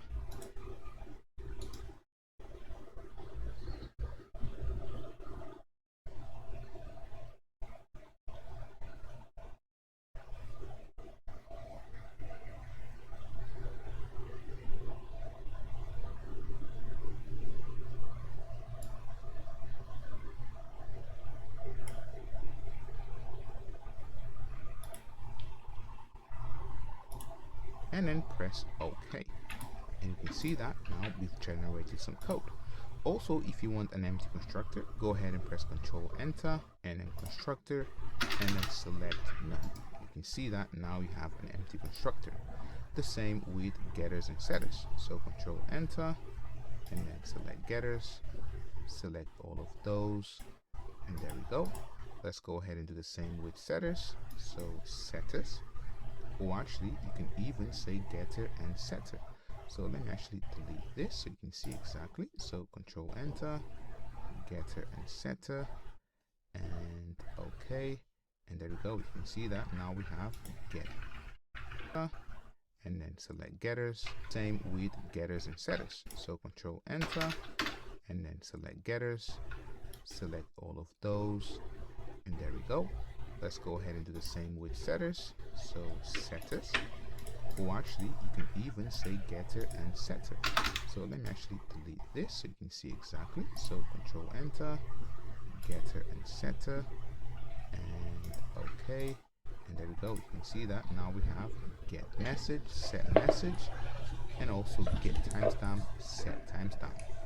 Let's go ahead and generate the toString. So you can see right here, so toString, and basically you can select from these options. So you can stick with the default, and then okay, and you can see that now we have a toString that you can use to bring out your objects. Now let me also go ahead and pretty much just generate the equals and hash code. So this is when you are using, for example, maps, and you want to check what toString set timestamp. Let's go ahead and generate the toString. So you can see right here, so toString, and basically you can select from these options. So let me go ahead and stick with the default, and then okay, and you can see that now we have a toString that you can use to bring out your objects. Now let me also go ahead and pretty much just generate the equals and hash code. So this is when you are using, for example, maps, and you want to check whether two objects are equal. So again, you can pick from a template, so you can pick IntelliJ default, or if you have these libraries installed, you can pick from those. But let me simply go ahead and use Java util object equals and hash code from Java 7. So pick that, and then next, and then next, and then select all of those, and then finish. And you can see that now we have the equals and hash code generated. And you can see that we have generated quite a lot, so almost 57 lines by simply pressing Control and then Enter, and you can see that we can pretty much generate some code. So this is how you pretty much should be writing your POJOs. If you have any questions on generating code, go ahead and drop me a message. Otherwise, let's move on.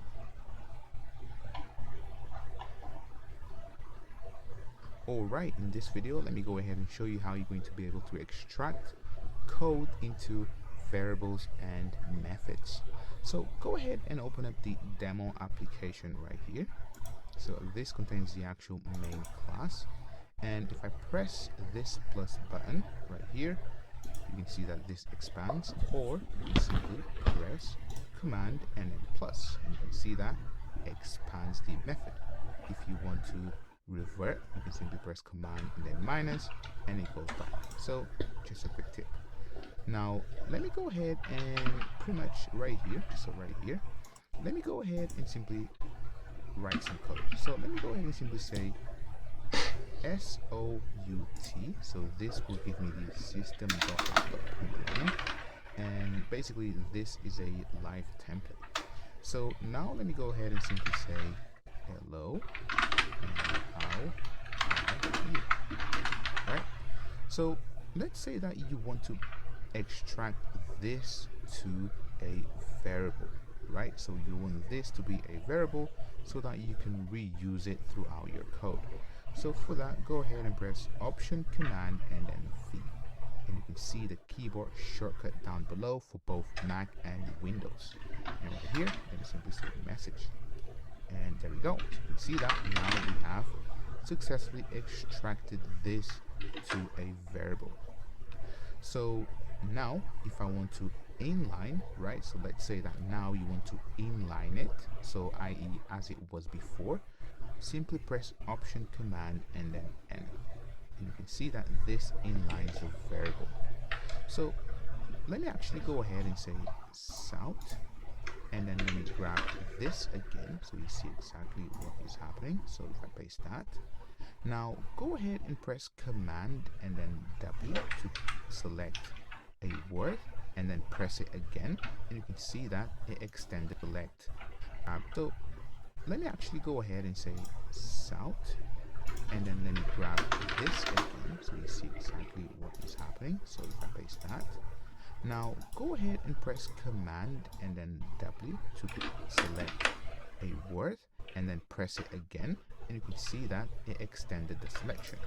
Now go ahead and extract this into a variable, so Option Command and then V, and you can see that now IntelliJ has detected that you have multiple occurrences. So I want to replace all 2 occurrences, and then simply say message, and there we go. You can see that now this is a variable that it's been reused throughout our code.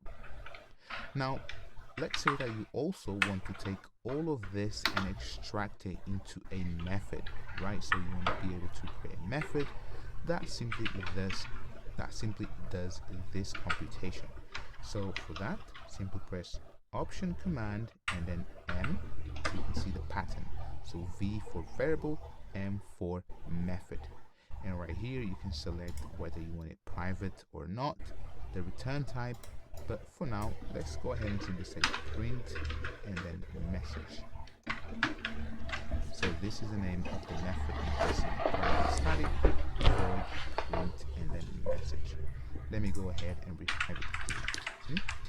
Method and extract it into a method, right? So you want to be able to create a method that simply does this computation. So for that, simply press Option Command and then M, so you can see the pattern. So V for variable, M for method. And right here you can select whether you want it private or not, the return type, but for now let's go ahead and simply say print and then message. So this is the name of the method, and you can see private static, void, print and then message. Let me go ahead and refactor, and there we go. You can see that now you have this method which was pretty much extracted into a method, and this is super cool, and you often find yourself extracting lots of code. And finally, let me go ahead and show you this awesome trick. So let's say that you want to have the ability to, instead of having this message right here, so hard-coded, so hello, how are you, you want to be able to pretty much have this coming from this parameter right here, so from a method parameter, i.e. you want this to be a string and then message, and then you can simply remove that, right? And then right here you simply say hello, how are you. So for that, let me go ahead and revert this. So what you do is you can simply select this variable and then press Option Command and then P. So P is for parameter, so extract to parameter. And basically you can see that now I can simply name this, right? So let me go ahead and simply say this will be the message. And there we go. So you can see that it did exactly what I wanted. So let me go ahead and remove this space, so Command and then Y.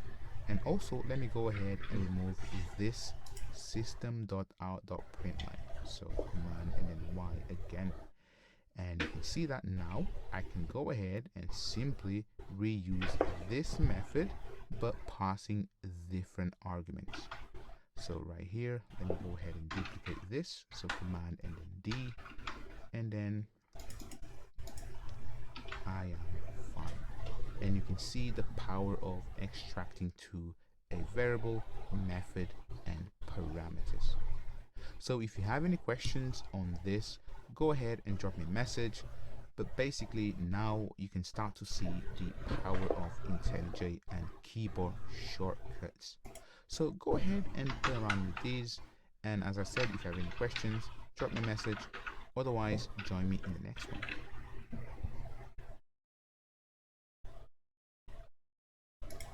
Alright, in this video, let me go ahead and show you how you're going to be able to create and run tests with IntelliJ. So go ahead and open up the email validator class right here. So go ahead and open that up, and let me close demo application. So right here, so the way that you create a test, or the easiest way for you to create a test, is simply by pressing Control and then Enter, and you can see that you have test right here. So if I press test, you can see that this is trying to create test, and basically it's picking the actual testing library, so on and so forth, right? So I personally don't create tests like this. I use a keyboard shortcut that will either create or jump to an existing test. So go ahead and press cancel, and the keyboard shortcut is Shift Command and then T. And you can also see the keyboard shortcut for Windows. And you can see that I do have one test, so email validator test. So there you go. So I'm inside of this test.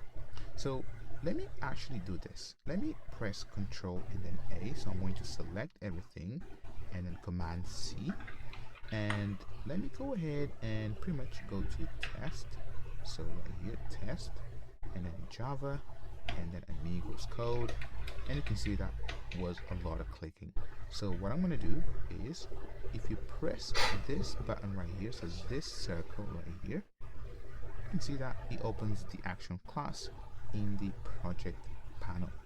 So right here, let me go ahead and simply delete the actual package because there is only one test. So I'm going to delete that, and also let me delete that, right? And also basically everything, right? So now we have no tests. So what I'm going to do is simply press Shift Command T, and remember I said that it will create or open an existing test. So press Shift Command T, and you can see that now it's given me the option to create a test. So let me simply say create test, and you can see that I can configure the testing library, the class name. I always leave it as it is, so the class and then test, and then you can generate the setup. So let's actually go ahead and select those, and also you can generate the actual method right here. So actually I don't need the inherited methods, so I can generate test for our test function right here, so this one, right? So let me go ahead and say okay, and you can see that now I do have some code, but I'm not using JUnit 5 right here. So let me actually select all, delete, and then Command V. So this was the test that we had previously, and there we go. So this is how you pretty much create and generate a test for our test function right here, so this one, right? So let me go ahead and say okay, and you can see that now I do have some code, but I'm not using JUnit 5 right here. So let me actually select all, delete, and then Command V. So this was the test that we had previously, and there we go. So this is how you pretty much create tests with IntelliJ. So what about running your tests? Well, it's very simple. So you can either run all tests, as you can see right here in this class. So if I press Command and then F12, you can see that. So let me go ahead and unselect inherited methods. You can see that I do have 3 tests right here, right? So one, well, actually let me go ahead and press that again. You can see that we have these 3 tests, and also this is the actual field, right? So if you want to run all tests in this class, simply right click on the very top level class right here. You can see that there is a play button, or you can simply right click and then run email validated test. So let me go ahead and run it.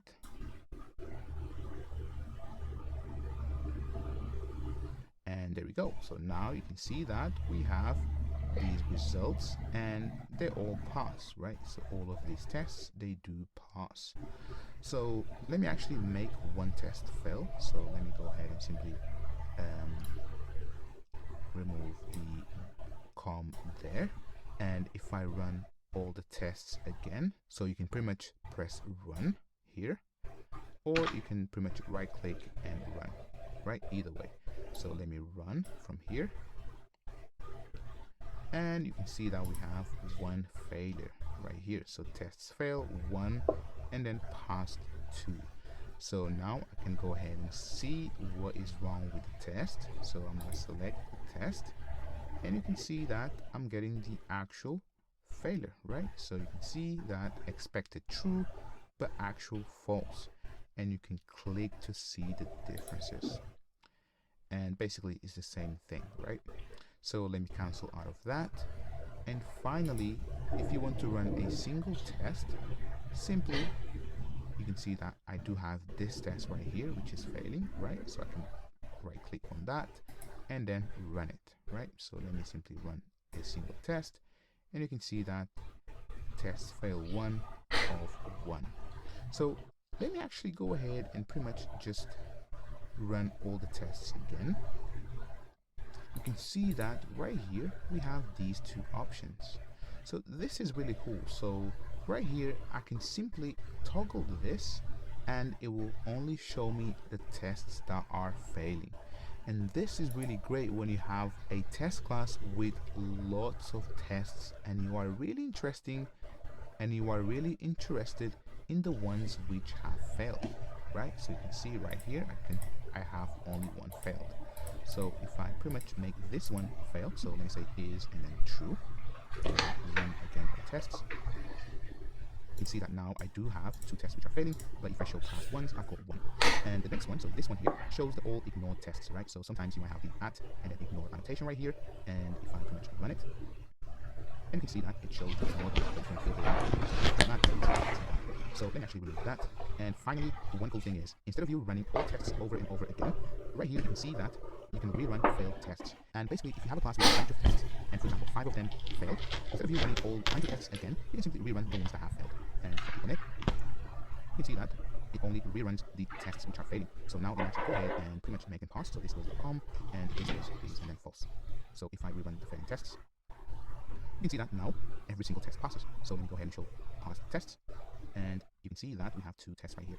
And this is pretty much everything you should know about creating tests. If you have any questions on testing, go ahead and drop me a message. Otherwise, let's move on. Alright, let me go ahead and show you how you will be debugging your code with IntelliJ. So let's go ahead and run this test right here. So it should validate correct email. So let's run it.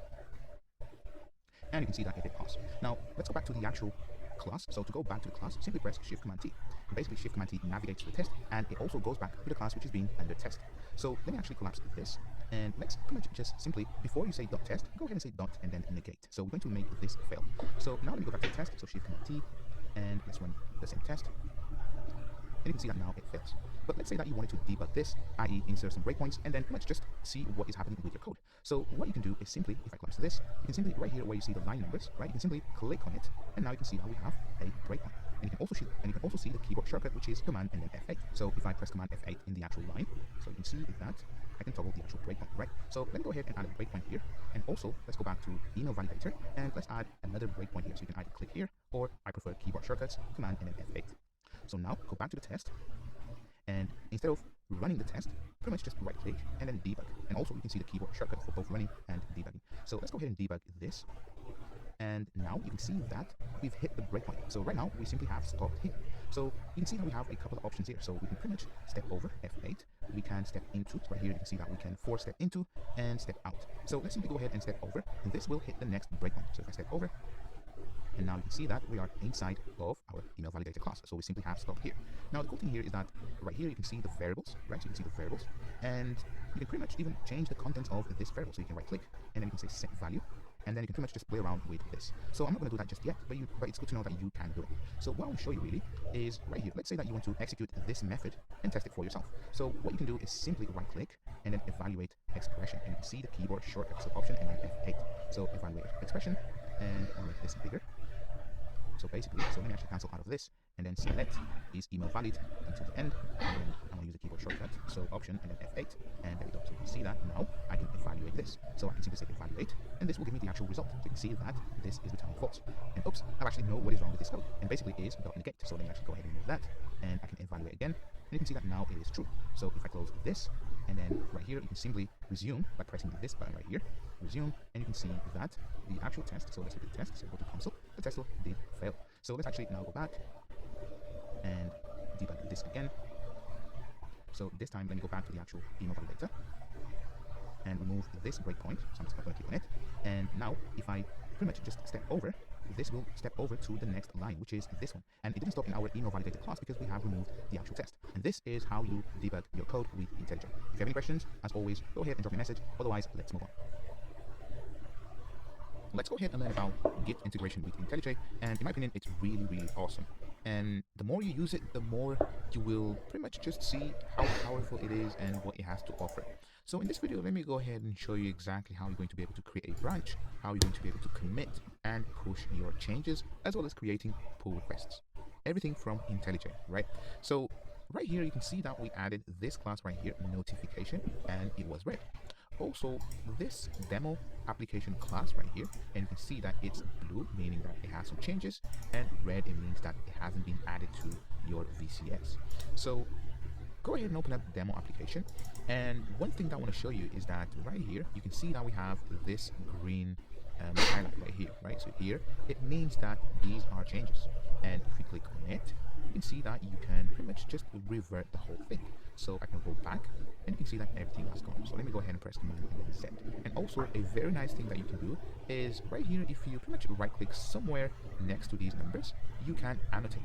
And when you annotate, this will show you the person that has made these changes. And you can see the date right here. And I can go ahead and pretty much just click on it. And you can see that this was everything within that commit. So you can see that there was quite a lot of code here. But this is useful when you want to find out who wrote what. So let me actually close this annotate. And basically the way that you can commit is by simply clicking on VCS. And then you can see that you have a couple options here. So you have VCS operation pop-up, you can commit, you can update the project ID, you can pull from master, and also you can see that there is this Git section right here, and right here there is a bunch of stuff, right? So you can rebase, you can create pull requests, you can view pull requests, you can clone, you can fetch, you can pull, push, so on and so forth, right? So let me go ahead and use some keyboard shortcuts. So right here you can see that you can commit. So right here you can commit, and the keyboard shortcut is Command and then K. So if I press Command K, you can see that this takes me to this commit changes dialog. So let me actually close this and go back to VCS. And right here you can see that you have this VCS operations pop up. So let me go ahead and press Control and then V. And right here you can see that I do have this nice pop-up with some of the options that I can use with Git. So I can also commit from here, convert, show history, so on and so forth. So let me go ahead and commit. And right here you can see that we have this demo application right here.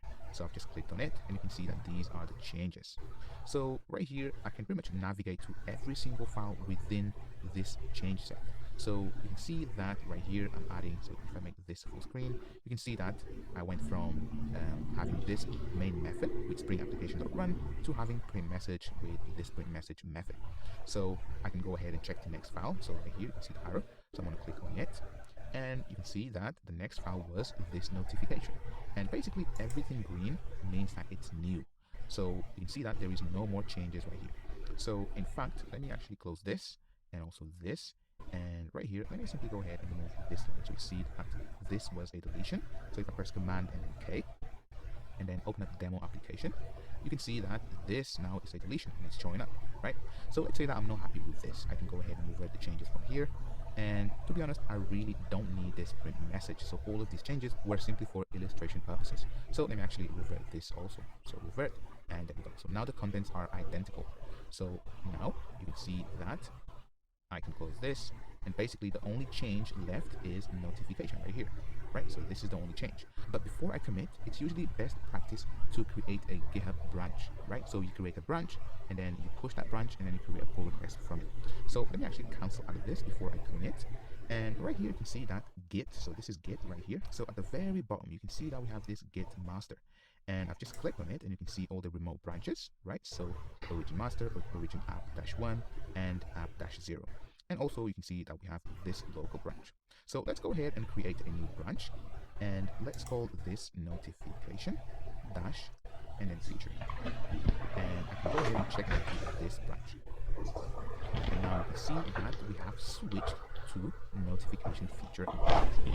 So now that we have this branch, next let's go ahead and commit the changes and create a pull request right from IntelliJ. Alright, so let's go ahead and commit our change which is simply adding this notification class and also the package, right? So remember that we created a branch right here called notification feature, right? So this is our branch, and currently it's a local branch. So let's go ahead and pretty much commit our changes to this branch. So to commit, pretty much press Command and then K, and there we go.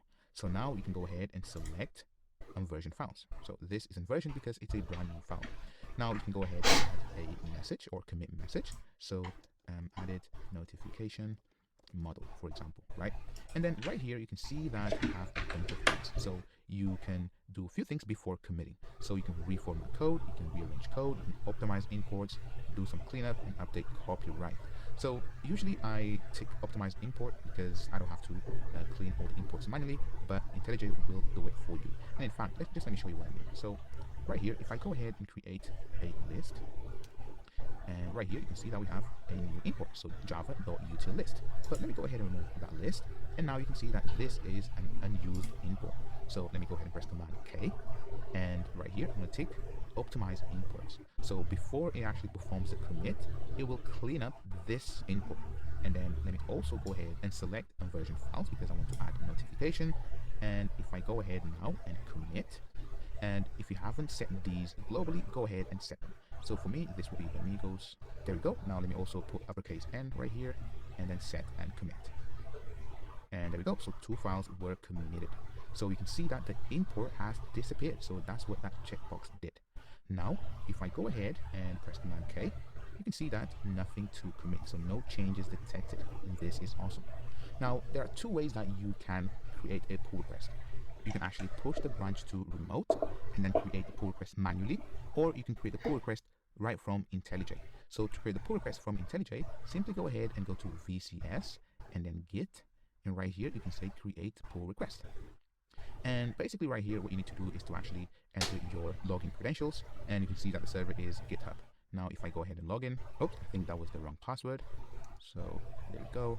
Now if I log in, and there we go. So I have successfully logged in, and now I can add a title for my pull request, and you can add some description, right? So let's say to do, and you can show the diff, and right here you can see that this was the commit, and this was the change, right? So now let me go ahead and close this, and then close this as well, and all you have to do is simply press OK. And you can see that it's pushing and also creating the pull request. Now, the cool thing that I like about this is that you can see right here, you have the actual link for the pull request. So all you have to do is pretty much just open that, and then right here, you can see that it took me to this link right here, and this is the pull request. So if I need someone to have a look at this before merging, I can simply share this link with the reviewer. And in fact, I'll be right back.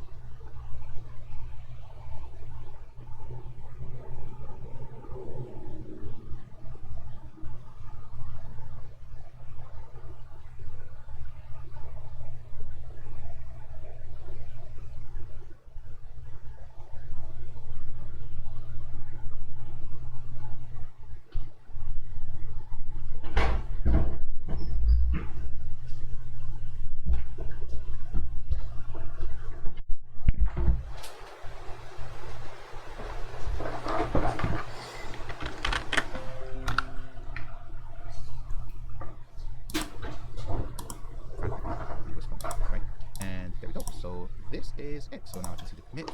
So this was a commit. I can click on the commit and I can see the actual model or the changes. And this is pretty much how you integrate IntelliJ with Git. There is a lot that you can do, and also you can add keyboard shortcuts to create branches, to create pull requests, and this is even better because you can simply use keyboard shortcuts and do stuff much faster. So if you have any questions on Git integration, go ahead and drop me a message. Otherwise, this is all for this video. I'll catch you in the next one. Let's go ahead and learn how you're going to be able to write other languages other than Java. So IntelliJ is really powerful, and you're not just limited to Java, but you can also write in Kotlin and Groovy. So let's go ahead and learn how we are going to convert this class called notification to a Kotlin class. So Kotlin is very powerful and very popular, and basically in Android world, it's pretty much taking over. So almost everyone is switching to Kotlin because of what the language has to offer. With IntelliJ, you can change your Java classes to Kotlin classes. And the way that you do it is right click on the actual class that you want. So this notification class, right click, and then you can see at the very bottom, I can convert the Java file to Kotlin file. So I can go ahead and press that, and you can see the keyboard shortcut as well. Now go ahead and simply say yes, and there we go. So now this is in Kotlin. So you can see that this is a Kotlin class. So you see that we haven't configured Kotlin yet, but this is how you would convert a Java class to Kotlin. So let me actually go ahead and convert this because I don't trust this, and pretty much, I want to be able to convert the classes myself so that I have full control, right? And the generated code, sometimes it might not be what we want. So let me go ahead and undo this action. And what we're going to do here is simply under notification package, let's go ahead and create a new class, and right here let's simply go ahead and create a Kotlin file. So this will be a class, and let's name this as notification and then event, and then press enter, and there we go. So you see that this now is a Kotlin class. Now let's go ahead and configure Kotlin with Maven, and then pretty much just say all modules containing Kotlin files, and then the compiler. So you can pick between these compilers and the runtime version. So go ahead and hit the latest one, and then OK. And there we go. Now let me go ahead and enable auto import. So this will import some dependencies. So just give it a second. And there we go. So now you can see that under properties, I have Kotlin version right here. So let me close this pom.xml. And now we can write some Kotlin. So let's go ahead and, so let's simply say constructor. And within this constructor, let's simply have a var. And then let's simply say this will be event. And then the type will be string. And for now, just leave it as it is. So this class is very simple, but basically you can, evolve on this. And the point of this really is not to, show you how to write Kotlin, but how you can write some Kotlin classes. So now we have this notification event. Let's go ahead and create a new main class. So under com amigos code.demo, let's go ahead and create a new class. So class, and then this will be main, and then Kotlin. There we go. And let's go ahead and simply say fun for function, and this will be main. So this is our main function. Now let's go ahead and simply say file. So this is some Kotlin, and then let's simply say equals to, and then notification event, and then inside we can pass the actual event. So let's simply say notification received event, right? And there we go. So now let's go ahead and print to the console event dot and then event, and there we go. So this is how you write some Kotlin with IntelliJ. Now to run this, we simply have to, and actually I realize that we don't need this class right here, so let me just delete that. You can see that we can actually, so let me go ahead and pretty much format this. So I'm gonna press Option Command and you can see that we reformatted the code. So now I can go ahead and pretty much just play this.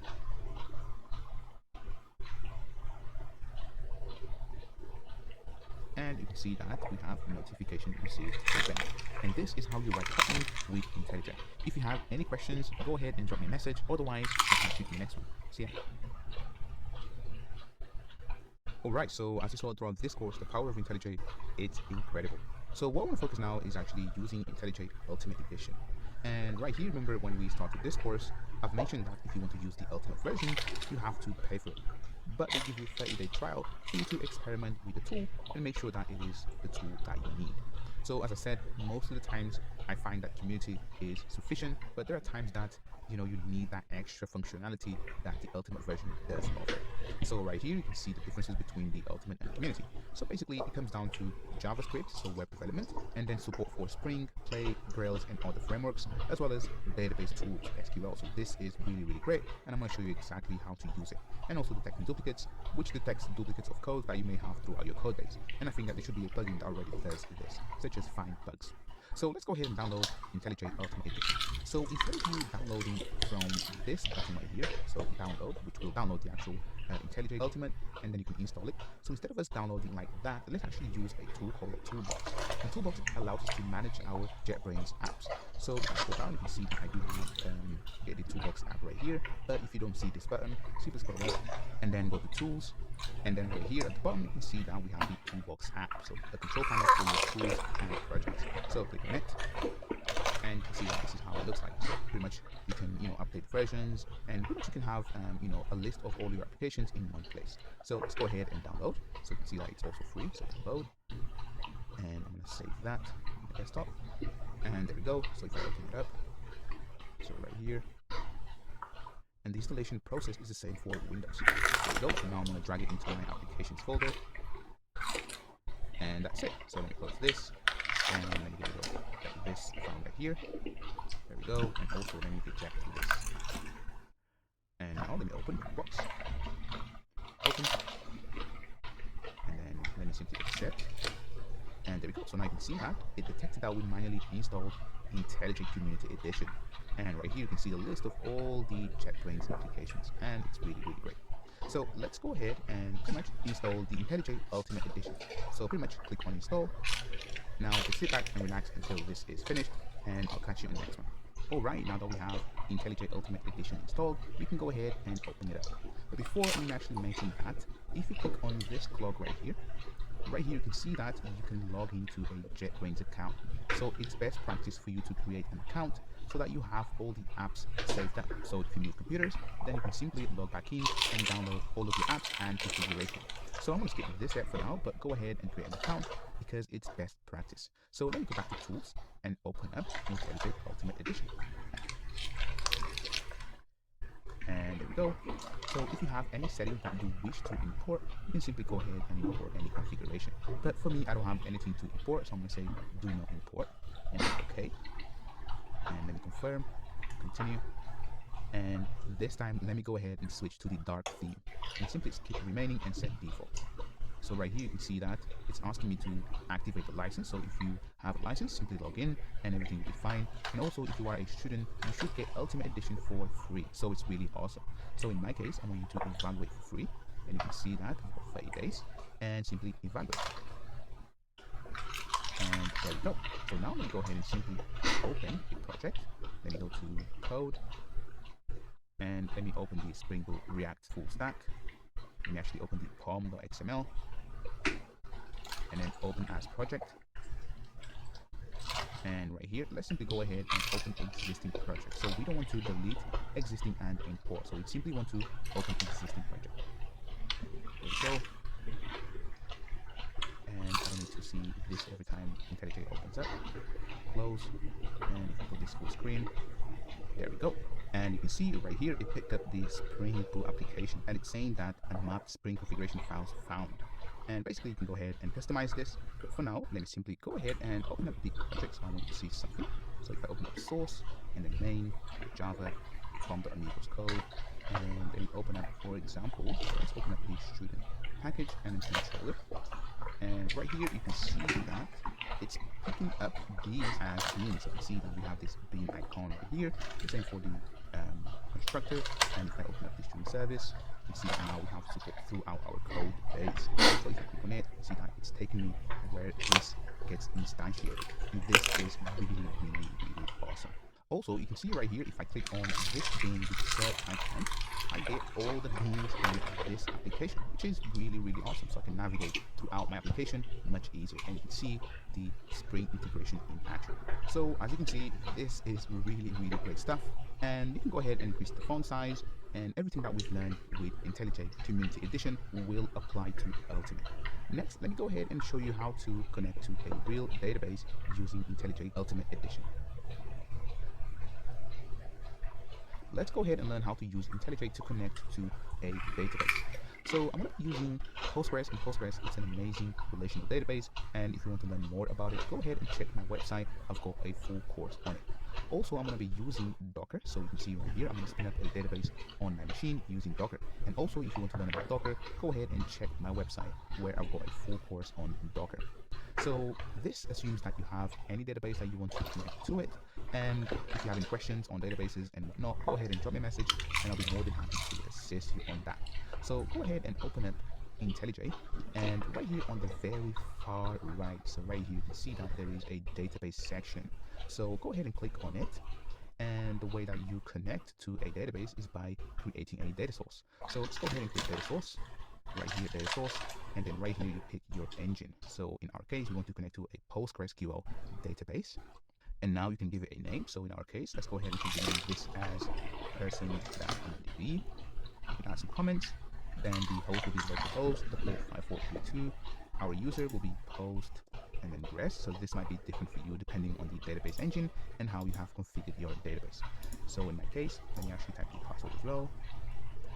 Then the database, I've got a database called Amigos Code. And then all I need to do is simply test the connection. And everything good. Apply. Okay. And then right here, let me simply introspect the database.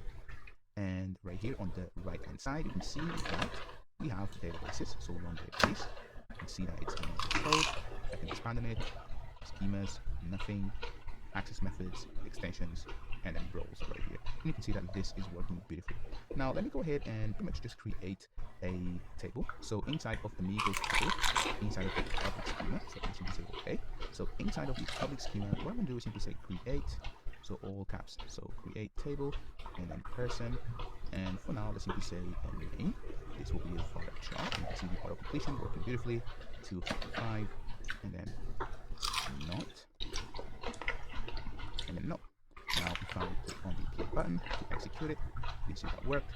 Now if I expand the databases, Amigos Code, and you can see that now we have the public schema, and inside we have person right here with one column called name. So if I go ahead, type select, so let's go ahead and say select, and then start from and then person, and then I can simply select this statement and then run, and you can see that we get nothing. Let me go ahead and simply say insert into and then person, and then inside we have name and then values, and then we simply say John and then Smith. There we go. Now if I highlight that, press command and enter, you can see that works. If I now select start from person, you can see that right here we have a tick. So we go ahead and add Adam, cook, and then select from person. So actually need to execute this again, and then select start from person, and you can see that we have both John Smith and Adam Cook. And this is just some of the things that you can do with this database tool inside of IntelliJ Ultimate, but you can do a lot more than this. If you have any questions on database integration, go ahead and drop me a message, and I'll be more than happy to assist. So if you take my course on databases, you will find out that I prefer to use the terminal because that's the real way that you will learn how to use a database. So in my opinion, I think that you should be staying away from these graphical user interfaces, database tools, because they kind of make you lazy and you don't really have full control of your database. Having said that, you should be aware of these tools and know how to use them. If you have any questions, as I said, drop me a message. Otherwise, let's move on. Alright, let me go ahead and show you how to create a Maven project with either IntelliJ Ultimate or Community Edition. So let me go ahead and pick the Ultimate. So I still have my 30-day trial. There we go. So now go ahead and create a new project. And right here you can see that you have a list of all projects that you can create. So you can see that you have Java, JBoss, Spring, JavaFX, Android, Maven, Spring Initializer, Groovy, Node, so on and so forth. So the same applies with, so if I open up the Community Edition, just give me a second. So if I create a new project, so right here you can see that you can still create a Maven project. So Groovy, Kotlin, Java, JavaFX, IntelliJ platform plugin. But you can see that the list is much smaller. So it really doesn't matter because sometimes you might want to create a project from scratch. So you might want to have a bare bone project and then add stuff as you need and not having IntelliJ to create the project that you want. So let's go ahead and create a Maven project. So go ahead and select Maven, and then I'm not going to select any archetype. Next.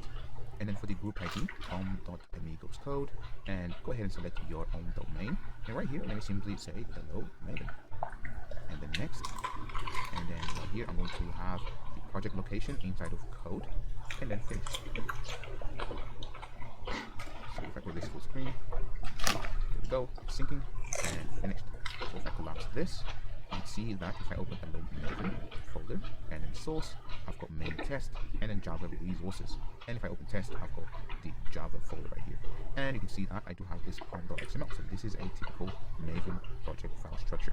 But what I really want to show you is if you click on the very far right, so you see that we have this Maven tab. So right here, you can see that if I expand this, I've got the lifecycle as well as the plugin section. So this is all the plugins that we currently have installed. And then you can see that the lifecycle is clean, validate, compile, test, package, verify, install, cite, and deploy. So sometimes you might want to type Maven clean install, so you can do it right within IntelliJ. So this is how you create a Maven project. So obviously we didn't write any code, but really that's up to you and the project that you want to create. Next, let me actually go ahead and show you how to create a Spring Boot application with IntelliJ. Alright, let me go ahead and show you how to create a Spring Boot application right within IntelliJ. So go ahead and navigate to File, and then New, and then Project. And remember, so this is the Ultimate Edition. And because it's Ultimate, we can create projects from different sources. So right here, you can see that you have Spring Initializer, and you do not have this option with the Community Edition. So if you want to learn more about Spring Boot, go ahead and check my website where I've got this course, Spring Boot 2 Essentials, where I take you through on how to create a Spring Boot application and how it works. And basically, I'm going to teach you how to build APIs with Spring Boot. So Spring Boot, it's amazing. Everyone is using it, including Netflix, and you should also learn about Spring Boot. So for now, go ahead and follow along. So let me go ahead and pick the Java 11. So I'm going to pick Java 11. And right here, so the initializer service URL will be start.spring.io. So if I click on that, this takes me to this page right here where I can bootstrap the Spring Boot application. So what I'm going to do is simply click next, and right here, so you can see that this set of options is available right here. So what I'm going to do is simply leave everything as is, or actually I've chosen Java 12, so it's actually available right here. So language, and then options, I can see Java 12 right here. So let me actually go to previous, and then Java 12, and then next, and then Java 12 right here, and you can change these, but I'm going to leave it as it is. And then right here, you can pick all of the dependencies that Spring Boot provides. So if you want to learn more about Spring Boot, check my website where I teach all of this for free. But for now, let's simply go ahead and select the Spring Web. So this is a dependency that allows us to build web application, including RESTful, using Spring MVC and Apache Tomcat. So obviously there is a bunch of other things, but for now, let's go ahead and simply stick with one dependency, and then go ahead and click next. And then for the project name, go ahead and type hello-spring, and then finish. And then right here, let me simply open in this window. So I don't want to open in a new window. And there we go. So now it's syncing. So this is actually resolving all the dependencies. So just give it a second. Alright, so that's done. Next, go ahead and open up the Hello Spring Boot folder. And by the way, this is a Maven project. And open up source, main, Java. And then inside of the main package, you should see this demo application. There we go. So now let me actually go ahead and write some code. So what I'm going to do is simply create a class right here. And let's simply name this as controller. And within this class, I'm going to annotate with @ and then rest, and then controller, and also @ and then request, and then mapping. So what I'm going to do is simply inside of this request mapping, I'm going to say API, and then /v1, and then students. Next, what I'm going to do is create another class called student. And inside of this class, let me simply have a final, so actually private, final, and then string name, and then add this to constructor, so you can learn this, and then also generate the getter. There we go. And then simply collapse this.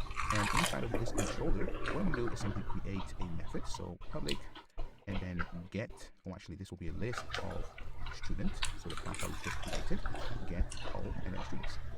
And then right here, I'm going to return list dot, and then of, and then new student. And then right here, let me simply say Ali, and then Mohammed, and then end that with semicolon. And finally, let's simply annotate this with @ and then get, and then mapping. And don't worry about this. So this is some Spring Boot configuration. And if you want to learn more about Spring Boot, go ahead and check my website where I teach all of this.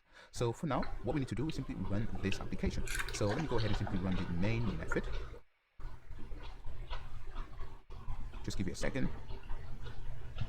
And there we go. Right here, you can see that we have a message saying Tomcat started on port 8080. So let's go ahead and pretty much say localhost 8080, API v1 and then students and see what we get. So let me go ahead and open up my browser. So right here, I'm going to say localhost colon 8080 /API /v1 / and then students. Enter, and there we go. So right here you can see that we have this JSON object. In fact, it's an array that contains students. So right here you can see that we have only one student and its name is Ali Muhammad. And this is just a quick glance of Spring Boot. And to be honest, the goal is not to teach you Spring Boot, but how you can create a Spring Boot application within IntelliJ. And as I said, if you want to learn more about Spring Boot, go ahead and check my website. And this course will teach you everything you need to know about Spring Boot. And to be honest, it's one of the best Java frameworks for building applications. This is all for now. If you have any questions, go ahead and drop a message. Otherwise, I'll catch you in the next one. See ya. Alright, so as you saw throughout this course, we did cover quite a lot of things about IntelliJ Community and Ultimate Edition. So we've actually learned the most essential things that you should be using, but as your experience grows with IntelliJ, you will find out more tricks that will suit your needs. So there are other features of IntelliJ that you will learn as you start using IntelliJ more and more. So what I suggest you to do is to go ahead and download this keyboard mapping. So right here you can see all the keyboard shortcuts for both Windows and Mac OS users. And what I did when I started using IntelliJ was I printed this list and also installed Presentation Assistant. And that way I kept on, learning all these keyboard shortcuts over time, unless I'm using a feature that I don't use that often. So also what I want to mention is that JetBrains has a lot of other IDEs. So if you want to write Android, for example, Android apps, you can download Android Studio. If you want to write Python, they've got Python Professional, or actually PyCharm Professional and Community. So the same with IntelliJ. If you want to write JavaScript, you can either use the Ultimate, so IntelliJ Ultimate, or you have a dedicated IDE for JavaScript. And to be honest, when it comes to JavaScript, also Python, for example, I tend to stick with VS Code. So VS Code is the other IDE which I do recommend you start using it. It's amazing, right? So IntelliJ and VS Code are my IDEs that are always open on my machine. So next, you can see that, for example, they have data grip. So this is for connecting to databases, view databases, so on and so forth. And if you want to learn more about databases, check out my course on PostgreSQL. So right here, you can see that we have also an IDE for Go, Ruby, even Swift, and pretty much this is it. So as I said, go ahead and create an account so you can have a list of all of your installed apps in one place, so that if you switch computers, you don't lose your apps. And finally, you can see that right here, I've got an update that I can do, or I can update all of them. So it's always best practice to keep on getting the latest features of your IDE. So it was a pleasure teaching you, and I'm going to wrap up things next. Alright, so thank you so much for being with me throughout this course. As you saw, IntelliJ, it's super powerful. Now, a suggestion for you is, as you start using IntelliJ, I know it will be impossible for you to memorize and remember everything that we've learned throughout this course. But if you want to do something with IntelliJ, right? So for example, if you want to refactor or use method hierarchy or debug, for example, try and think how you would do it using keyboard shortcuts. So I'm gonna leave a link where you can download the keyboard shortcuts. And the way I did it before was I printed out everything, I put it right next to my desk, and then if I needed to do something, it could even take me like a minute or two to figure it out. But over time, it did make me a much more productive engineer. And I'm pretty sure that you will also become a much more productive software engineer. So go ahead and connect with me on LinkedIn, follow me on my YouTube channel where I post content every now and then, subscribe, and if you haven't joined the private Facebook group to engage with other students and also to connect with me, go ahead and join. And it was a pleasure teaching you. I'll catch you on the next one. See ya.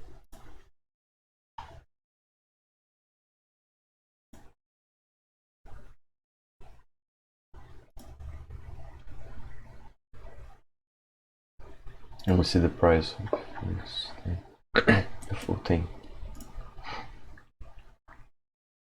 I wonder if it's no, yeah, obviously.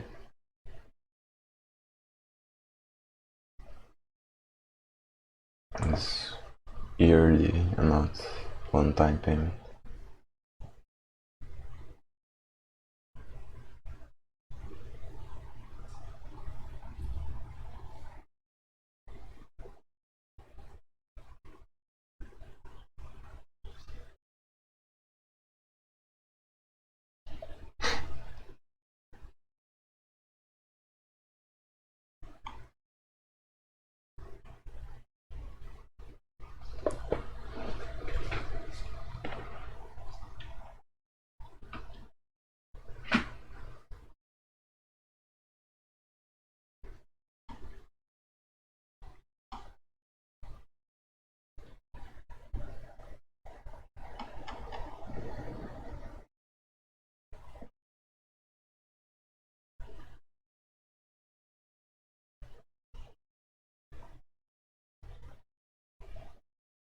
$500 a year.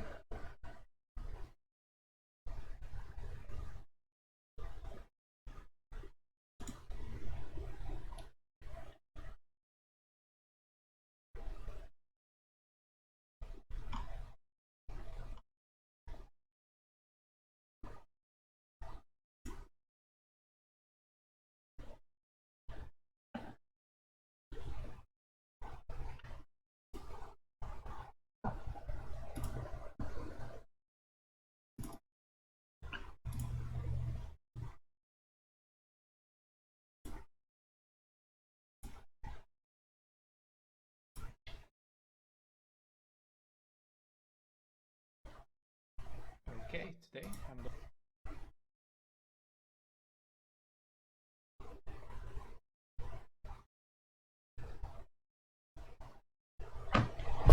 Be right back.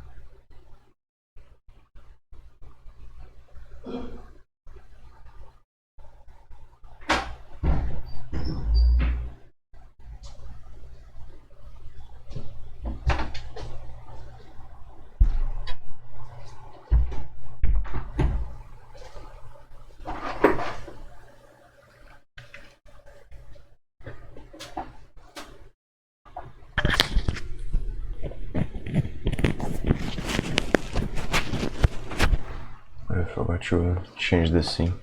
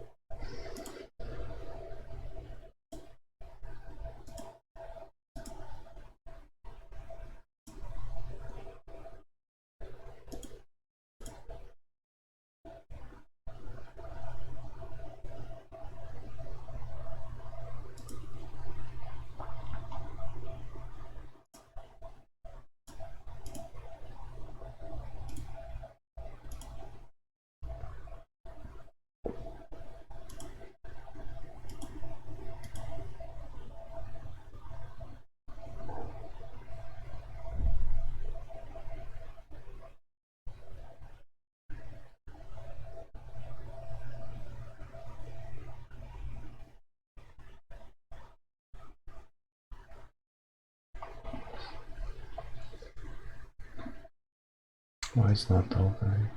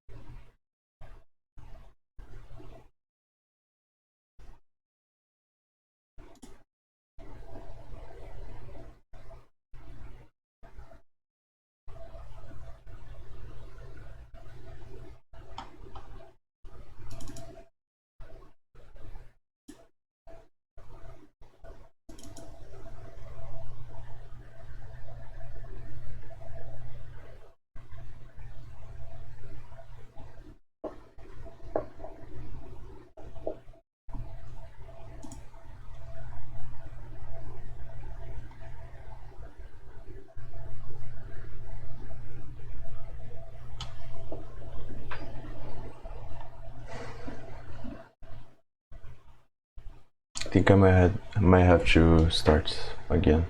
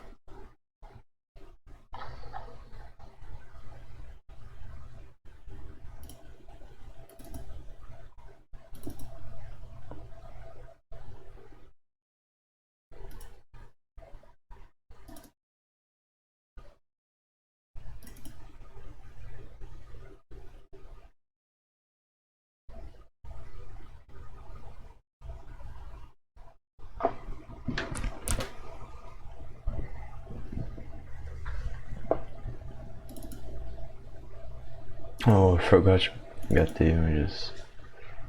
I should do this today, actually.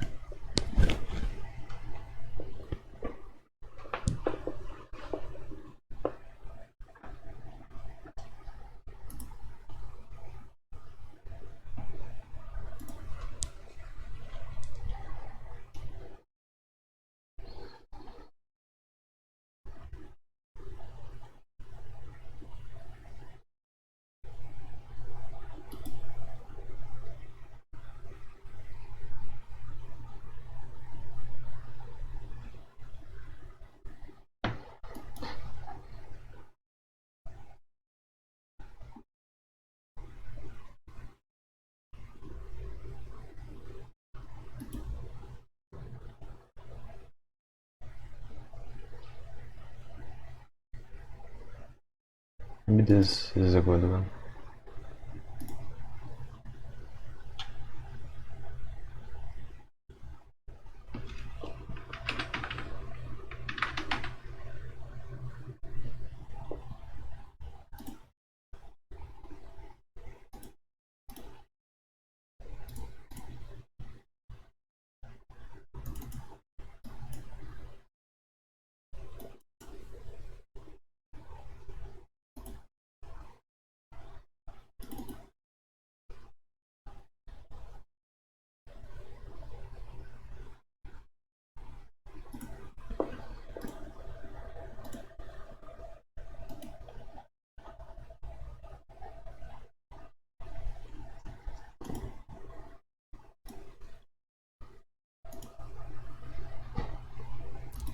Hello guys, in this video I'm going to show you how you can create your first JavaFX project in IntelliJ IDEA IDE using Scene Builder.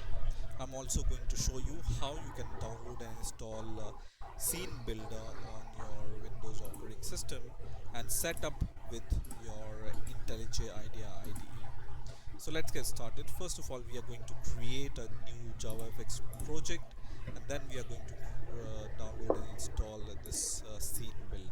Okay, so just open up your IntelliJ IDEA IDE, and we are going to create a new project from here. And in here you can see different options on the left hand side. So we are going to choose this JavaFX option, which is fairly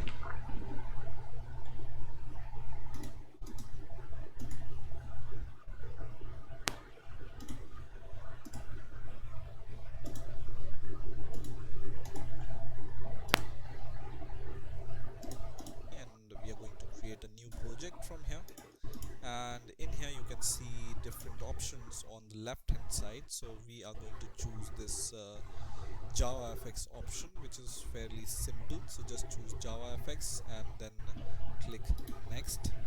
And in here you just need to give the title to your project, for example JavaFX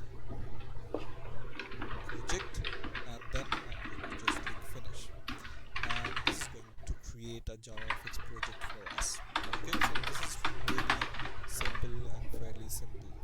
So let's see what are the files which are present inside our JavaFX project. So I'm going to just expand this, and in the source folder we have three files. One is the main file which we expect, and there is a bare bone or code there for the main class, right?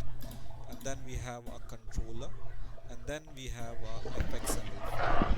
So this fxml file is responsible for the design of our JavaFX scene, you can say. Okay, and right now we don't have scene builder.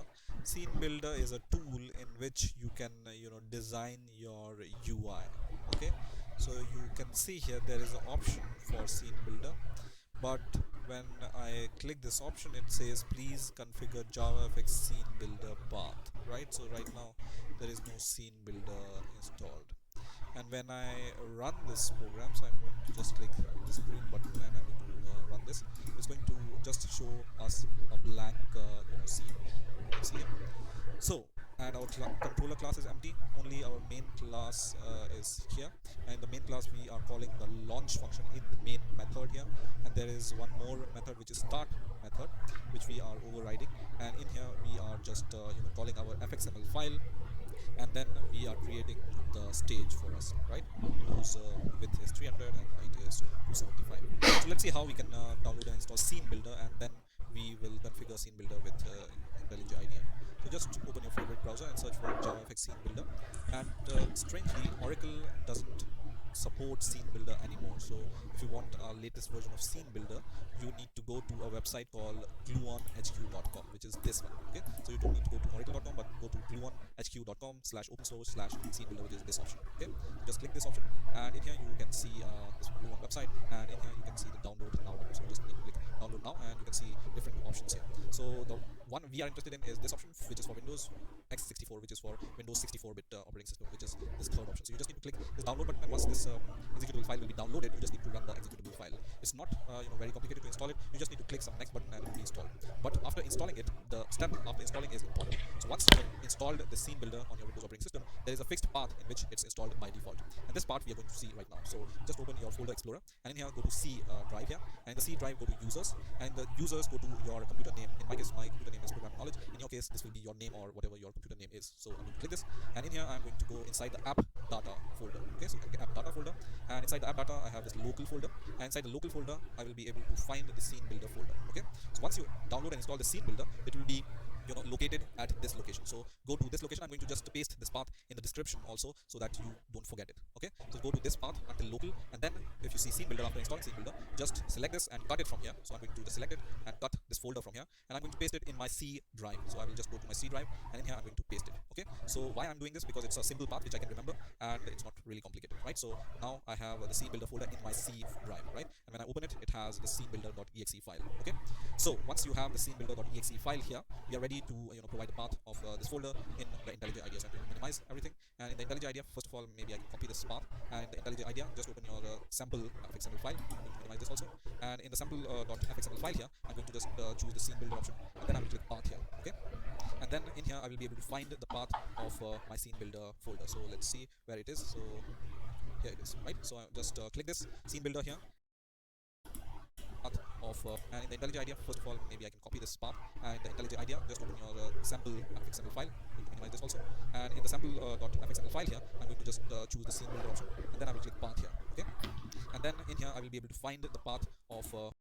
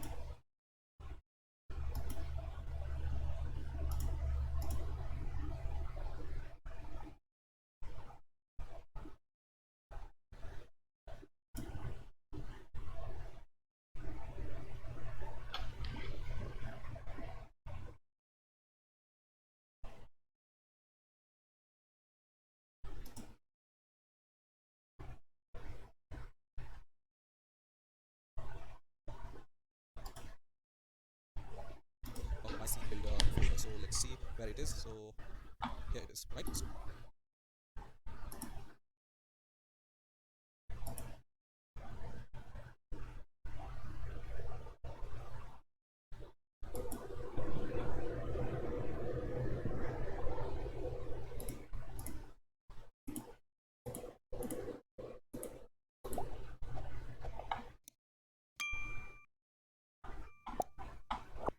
Hi and welcome to GUI tutorials.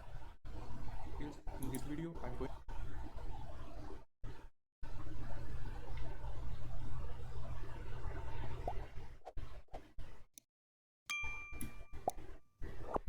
Hi and welcome to GUI tutorials. In this video, I'm going to show you how to set up JavaFX project using IntelliJ IDEA Community Edition. In order to do that, we need to install IntelliJ IDEA Community Edition. First, you need to download JetBrains Toolbox. This app make you manage your tools easy way to download, update, and remove the IntelliJ IDEA or any other JetBrains products. I also added the JetBrains Toolbox download link in description. Please go and find it. After you open the JetBrains Toolbox, you find this webpage, click download button and save your JetBrains Toolbox exe. I already did that to save time. Double click JetBrains Toolbox. It's an easy installation process. Just click install. Wait till installation complete. Just click finish. Make sure run JetBrains Toolbox checked. Click the finish button. In your taskbar, you may find JetBrains Toolbox. It's initializing. Wait some time. Now, JetBrains Toolbox successfully installed. Click IntelliJ IDEA Community Edition, install. JetBrains Toolbox automatically download and install your application automatically. Now, IntelliJ IDEA Community Edition successfully installed. To open IntelliJ IDEA Community, open your JetBrains Toolbox and double click the IntelliJ IDEA Community under installed section. Now, IntelliJ IDEA open. Now, we need to set up OpenJDK for IntelliJ IDEA. Click Create New Project. In New Project window, select JavaFX. After clicking the JavaFX, in Project SDK, say No SDK. If you install Java SDK, you may find it in this dropdown. If you don't have, don't worry. Click Project SDK dropdown and click the Download JDK. Now we can see Download JDK pop-up window. Select vendor OpenJDK. In this recording, current OpenJDK version was 14.0.1. Size was 198 MB. Leave location as default and click the Download button. Wait till download complete. Now OpenJDK download completed. Click Next. Project name was hello_world. If you want to change the project location, use this dot button and click finish. Now we installed IntelliJ IDEA and also done setup in OpenJDK. In new version of IntelliJ IDEA, you may find Windows Defender might be impact your build and IDE performance. To fix that issue, click the fix button and click the config automatically button.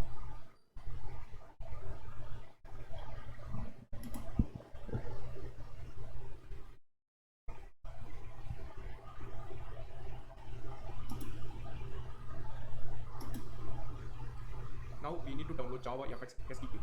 I need to say one more thing. IntelliJ IDEA also have how to create a new JavaFX project. I also added this documentation link in description. Please go and find it. It may be useful to you. According to this documentation, if you use Java JDK 10 or earlier, you can create new JavaFX project right away. You don't need JavaFX SDK. If you use Java JDK 11 or later, that means currently we are using Java JDK 14. We need to download Java SDK. To download Java SDK, I also added this link to description. Please go and find it. Please download long-term support. You may find Java SDK Windows Edition, Mac Edition, Linux Edition. Now we want JavaFX Windows SDK. Click download and save file. I already done that to save time. Please extract it.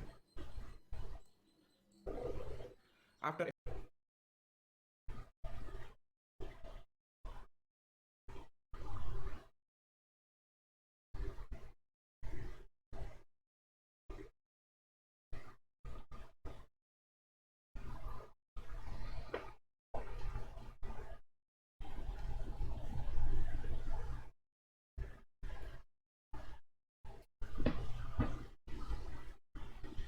extraction, copy to your C drive. Now we need to copy a JavaFX extractor folder and go to C drive and just paste it. Wait till copy complete. Now we need to download Scene Builder. Scene Builder used to design your JavaFX application, makes easy. Just click download button. Under this section, you may find Windows installer, macOS DMG, Linux RPM, Linux dev. We need Windows installer. Just click download.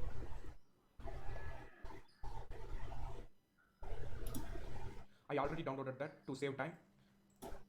After you download it, just click the Scene Builder exe accept the license terms and install. And click the finish button to done scene builder installation. According to the JavaFX documentation by IntelliJ IDEA, we need to add JavaFX library to our project. Scroll down under the section of add the JavaFX library. These actions are required if you use Java 11 or later. Yeah, we currently using OpenJDK Java version 14. We need to add JavaFX library to our project. Or if you use Java version 10 or earlier, you don't need to add JavaFX library to your project. You can simply run the project. Now, how to add a JavaFX library? Simply go to IntelliJ IDEA, click File, go to Project Structure, click Libraries, click Add button, select Java, go to C drive, open the copied earlier JavaFX SDK package, and go to lib folder, click OK. Now we can see choose module pop-up, select Hello World, that's our project name, click OK, and apply, and click OK button. Now we added the JavaFX library to our project. Button to done scene builder installation.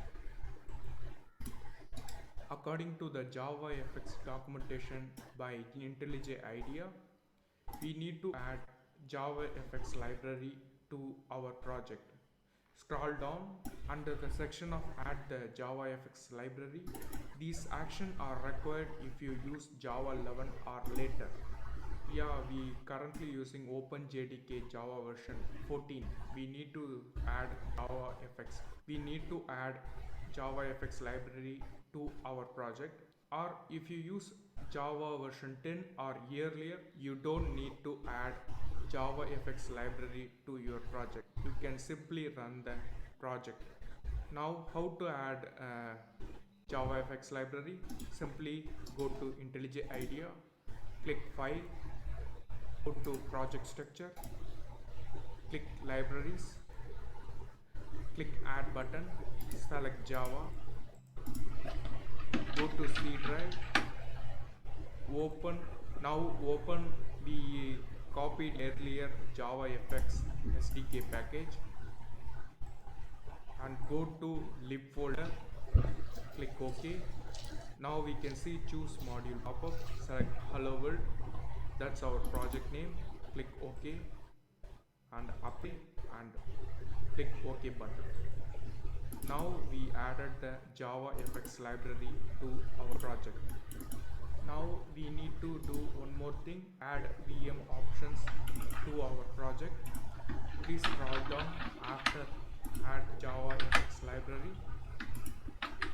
Under section of add VM options, these actions also required if you use Java 11 or later, or if you use Java 10 or earlier, you don't need to do this. We are using OpenJDK 14. We need to add VM options. Adding VM option is very easy. Just back to IntelliJ IDEA. Now follow my mouse. Go to this main drop down. Click Edit Configuration. In Application, click Main. Under Configuration tab, you find VM option field. Click this arrow. Back to browser. Just please go to IntelliJ IDEA. Click File. Go to Project Structure. Click Libraries. Click Add button. Select Java. Go to C drive. Open the copied earlier JavaFX SDK package, and go to lib folder, click OK. Now we can see choose module pop-up, select Hello World, that's our project name, click OK, and apply, and click OK button. Now we added the JavaFX library to our project. Now we need to do one more thing, add VM options to our project. Please scroll down after add JavaFX library. Under section of add VM options, these actions also required if you use Java 11 or later, or if you use Java 10 or earlier, you don't need to do this. We are using OpenJDK 14. We need to add VM options. Adding VM option is very easy. Just back to IntelliJ IDEA. Now follow my mouse, go to this main drop down, click edit configuration. In application, click main. Under configuration tab, you find VM option field. Click this arrow, back to browser, just copy the point 3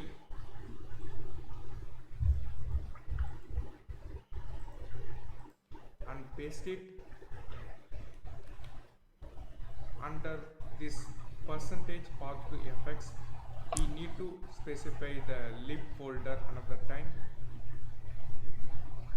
Go to C drive, open JavaFX escape package and go to lib folder and copy the path.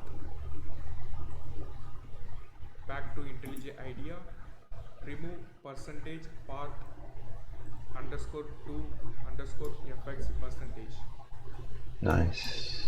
Just paste the path and click the apply button and click OK. Now we are ready to run the Hello World project. Just simply click the run button, also known as play button. We can see the window. It's an empty window now. Now we are successfully run the JavaFX project. Now we know how to create JavaFX project using IntelliJ IDEA. IntelliJ IDEA have JavaFX documentation. I also added the link in description. Go and find it. If you find IntelliJ IDEA documentation, there is a JavaFX separate section. Under the JavaFX section, click the config JavaFX scene builder. IntelliJ IDEA allows you to open .fxml files inside IntelliJ IDEA IDE. That means we need to point out the scene builder. First, we need to download and install latest version of scene builder. We already done.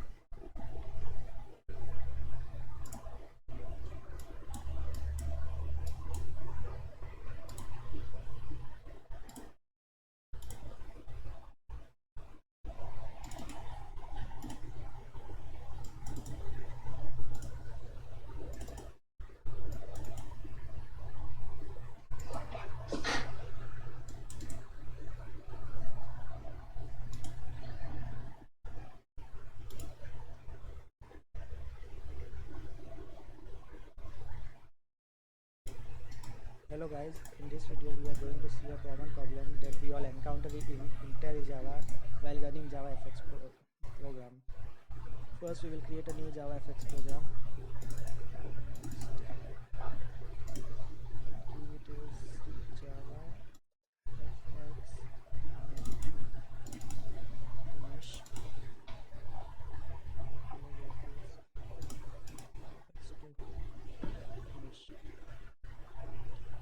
When we run this main.java file,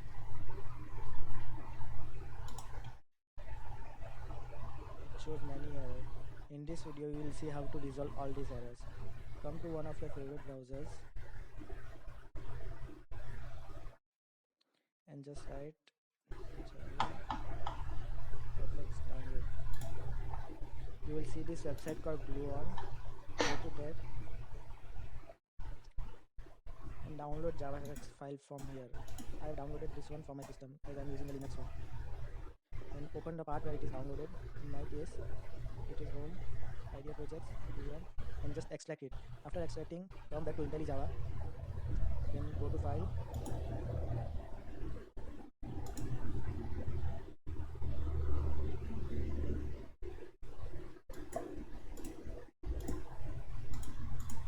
After extracting, come back to IntelliJava, then go to file, project structure, then global libraries, and I have already added all these libraries, so I am just removing it and showing you again. Click on add Java, then go to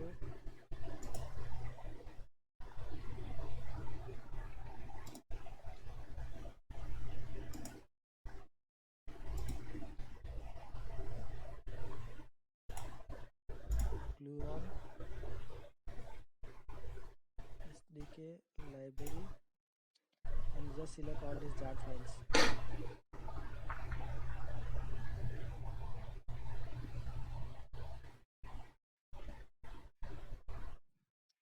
Hit OK. JavaFX2, all these files will be loaded. Click on OK.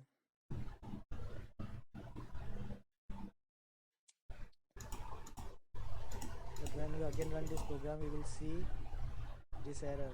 To resolve this error, go to the project structure, source, sample, and right click on sample, right click on source, and create new module info.java. And just write in code which I am writing.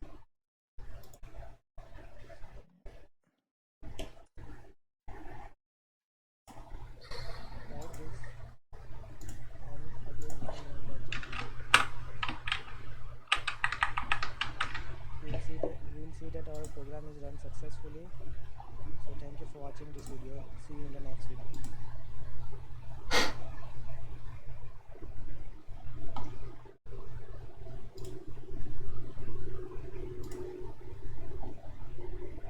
Finally, I think it's done.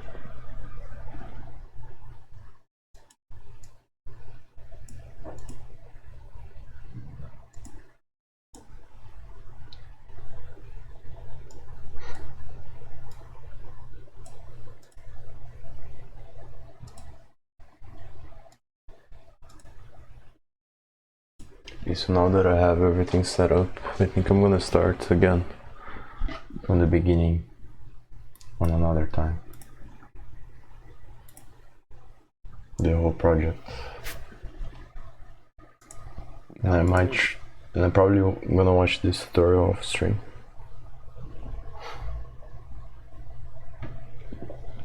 So I'm done for today. We'll be back another time. See you.